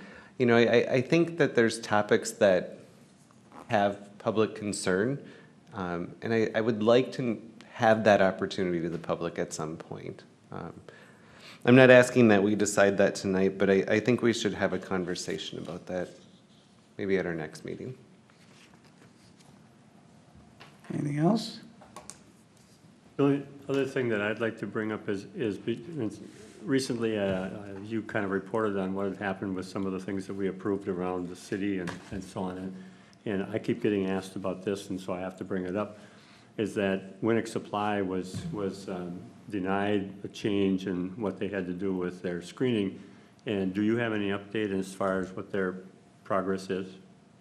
So I could take that, Chair, Members Commission. What we did to that, with that subsequent to the going through the process and all, I sent an email to Mr. Winnick that basically said, yeah, we need to move toward compliance on the site, and that's been the discussion. We did sort of come to an understanding that this was not the right time to plant. We are going to defer planting until spring. I didn't think it would be the best idea to move forward, plant this fall, subject, you know, given the whole discussion on salt and all those things, subject, you know, the newly planted trees to a winter's worth of salt right out the gates. So the idea would be is that we will plant in the spring, not we, Mr. Winnick, would plant in the spring, have a full growing season to kind of establish, and then hopefully position, you know, the site to be in compliance. So that's the working idea at this point in terms of, you know, working it toward compliance. Thank you. Thank you, Aaron, because I know I've been approached by a few people too. Any other updates on decisions we made that come to the top of the head?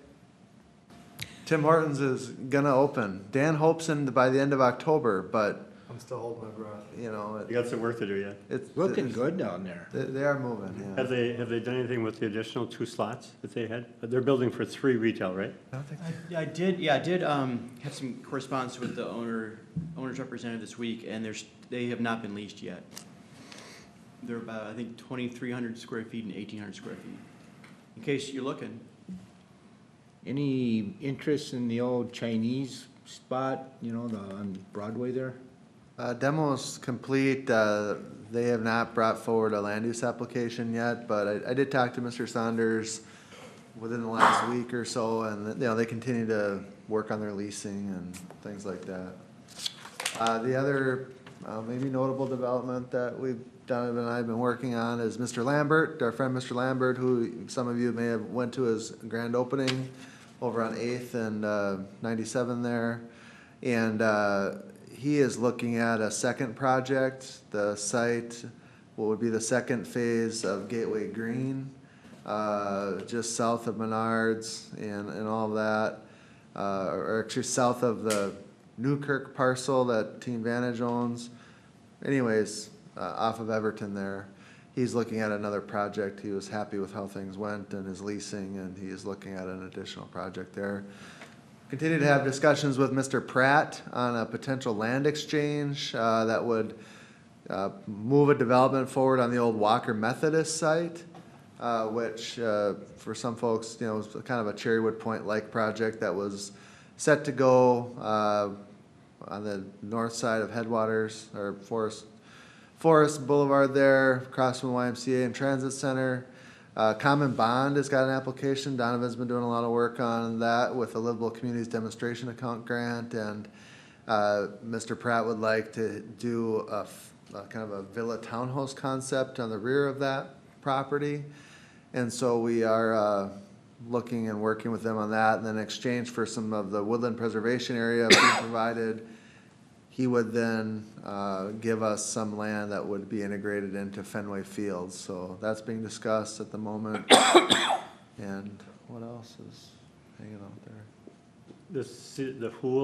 The Hool property and the city's participation in that, was that clarified as to what the city's partnership would be in that regard? This isn't something that came to the EDA, but. Yeah, so the EDA had a presentation from someone that is interested in redeveloping the Hool site, incidentally, you know, just adjacent to the parcel that the homeowner here had talked about, which, you know, that's a great example of, you know, really that whole area could be redeveloped in total, right? You know, houses included, I mean, that could be an extension of that at some point.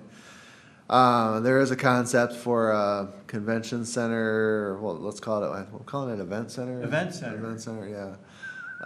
Hotel and, you know, some other potential uses, condos or something. I think it's kind of an open concept at this point. The EDA was asked for their feedback.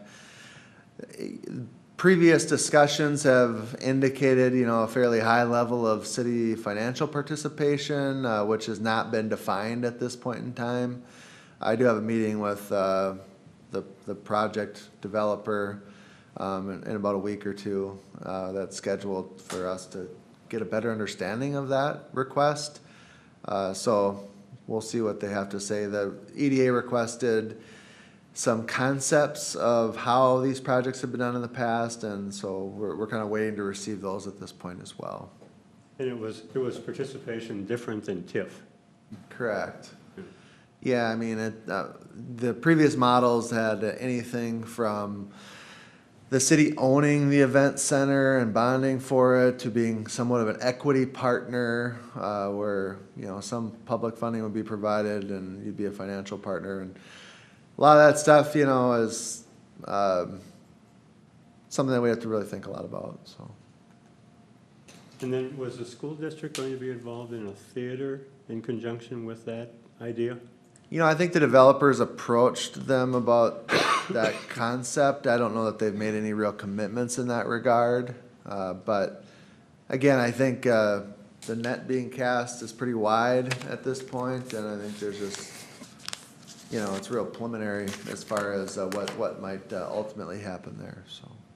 Because the city has, I mean, the school district has in their proposed bond issue, theater or arts, music areas for the school somehow, and I don't know exactly what they plan. Yeah, I did have an opportunity to discuss, you know, just the school's interest in this with the superintendent, and if I don't want to project for them or speak for them and be in the way of anybody's project or anything like that, but, you know, my impression is they're somewhat committed to their current facility, but I let them speak for themselves on that. Anything else? Thanks. I've talked about this before. Bring it up again. I got on the planning commission because I was interested in being involved in the planning of the city. I didn't get on the planning commission just to react and apply the city ordinances and laws to people coming in and wanting to vary the distance they set back their garages from 30 feet to 20 feet. That isn't why I got on here.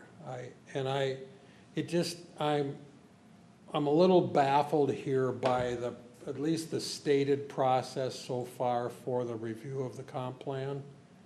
And I'm just wondering if there would be an opportunity for this body as a group to sit down and talk about the comp plan review. It doesn't seem like an unreasonable request to me. I'm not interested in just going through motions, But I think that there are people I think this is a good body. I think there's people on this body who have good ideas.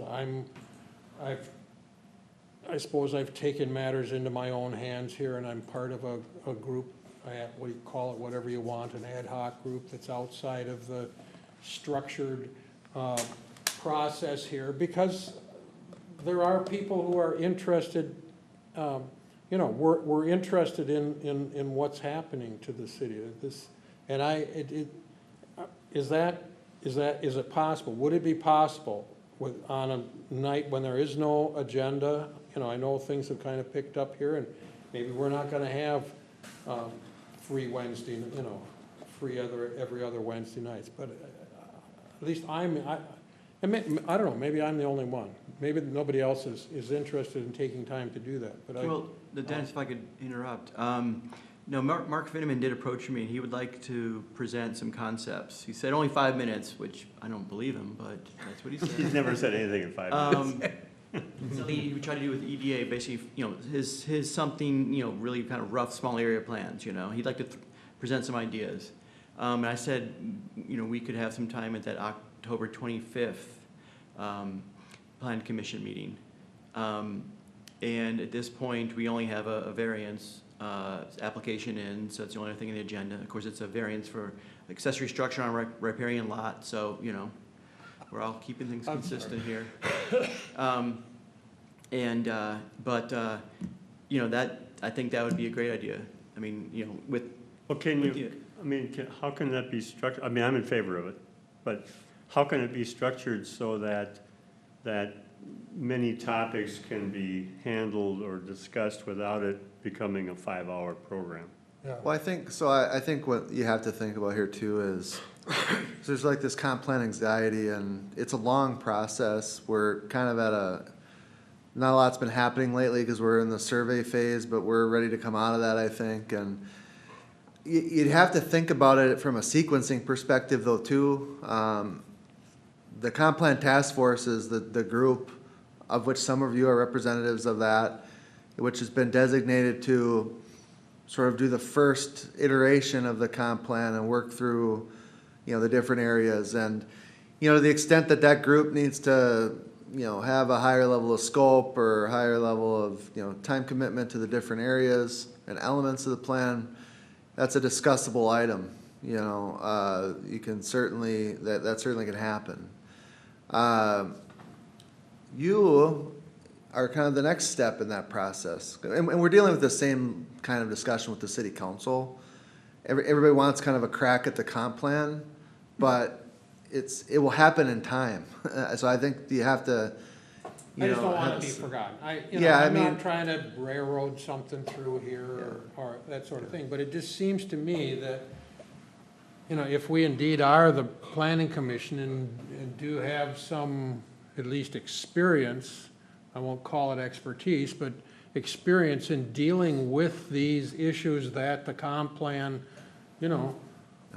deals with, that we ought to have some say in it. Yeah, and there's it's a sequencing issue. So you have a task force because the comp plan is, multidisciplinary. I mean, you've got sort of a land use orientation here and, other items.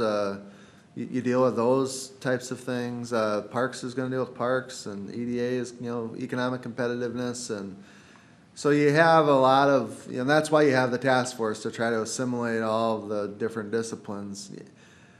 But it will come to you. You are going to get that plan. You are going to have to make a recommendation to the council on that plan, and then they will receive it from you.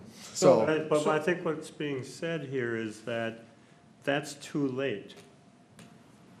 And there's certainly a way you can, have checkpoints, like, hey, we've come out of this phase, we've got the survey results, we're starting to work in this section of it, let's have some checkpoints as you move along. When are those survey results actually going to, when's the cutoff date of the survey? This Friday, the 29th. Tell all your friends, family members. This is the end of it. Vote once, Do you have early any often. idea of how many responses have been given? Over 200. I haven't got a number lately. That's all. Not very many. No one's interested in the comp plan. Don't be disappointed in that. That's Well, not unusual. Isn't it? I mean, I was I thinking think we'd you're have gonna. Well, have you- I'm selfish in that I know that there's a lot of people out there that don't give a rip about it, you know, but I do, you know, and I wanna, you know, I wanna have my say, you know, I mean, that's kind of cutting to the chase, you know? So I just, but I'm also interested in what other people think, you know? You know, I don't wanna just have a forum where Dennis Batty gets to speak his mind. I'm interested in, you know, if somebody thinks I'm crazy, you know, I'll tell you. yeah. Well, I the know. next, the task But- force But like meeting. this whole thing with this application, you know, I mean, it's fire nice. I'm glad these guys have brought this application for those 14 acres forward, you know, because it's kind of gut wrenching because, you know, I'm one who wants to figure out every way possible to grow this city, you know, and I want to, I'm not one who wants to sit and listen to people complain about the status quo and maintaining the status quo, because I ain't a status quo guy, you know? I know that's not gonna get us anywhere. And I know that, but I also know that the comp plan is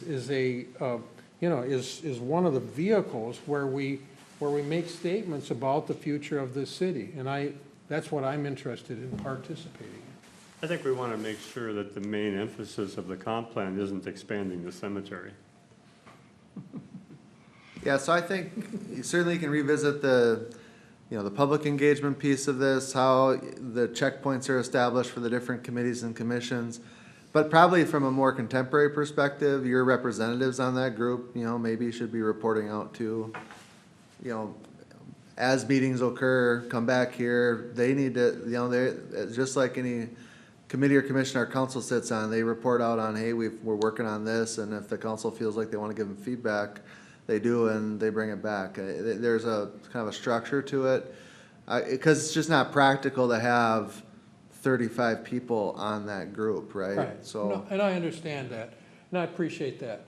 But like, is information, I mean, in this small group that I'm part of, you know, I mean, we've got into some interesting discussion about different you know, everything from trails to the obviously the Musaline and infrastructure development and all, you know, all of those kinds of things. But there are clearly planning commission related issues that, I mean, I would have no problem at all with, you know, having a session like that where there was okay, we're going to limit our discussion to these topics or these areas, you know, just, you know, as long as it includes the Musaline and the kind of things that we deal with on a regular basis, like lot sizes and all that, I mean, we haven't had anything here just in the last couple of months, but for a while there, we were working on subdivisions and stuff like that.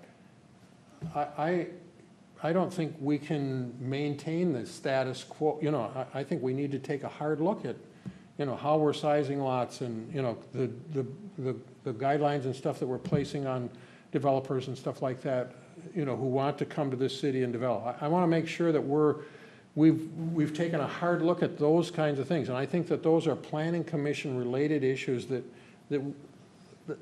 I think would be interesting to talk about amongst ourselves and bounce ideas off of. And, you know, the state, I mean, doesn't, you know, I would want you guys here as part of that as well. You know, maybe you're the moderator or whatever you say, you know.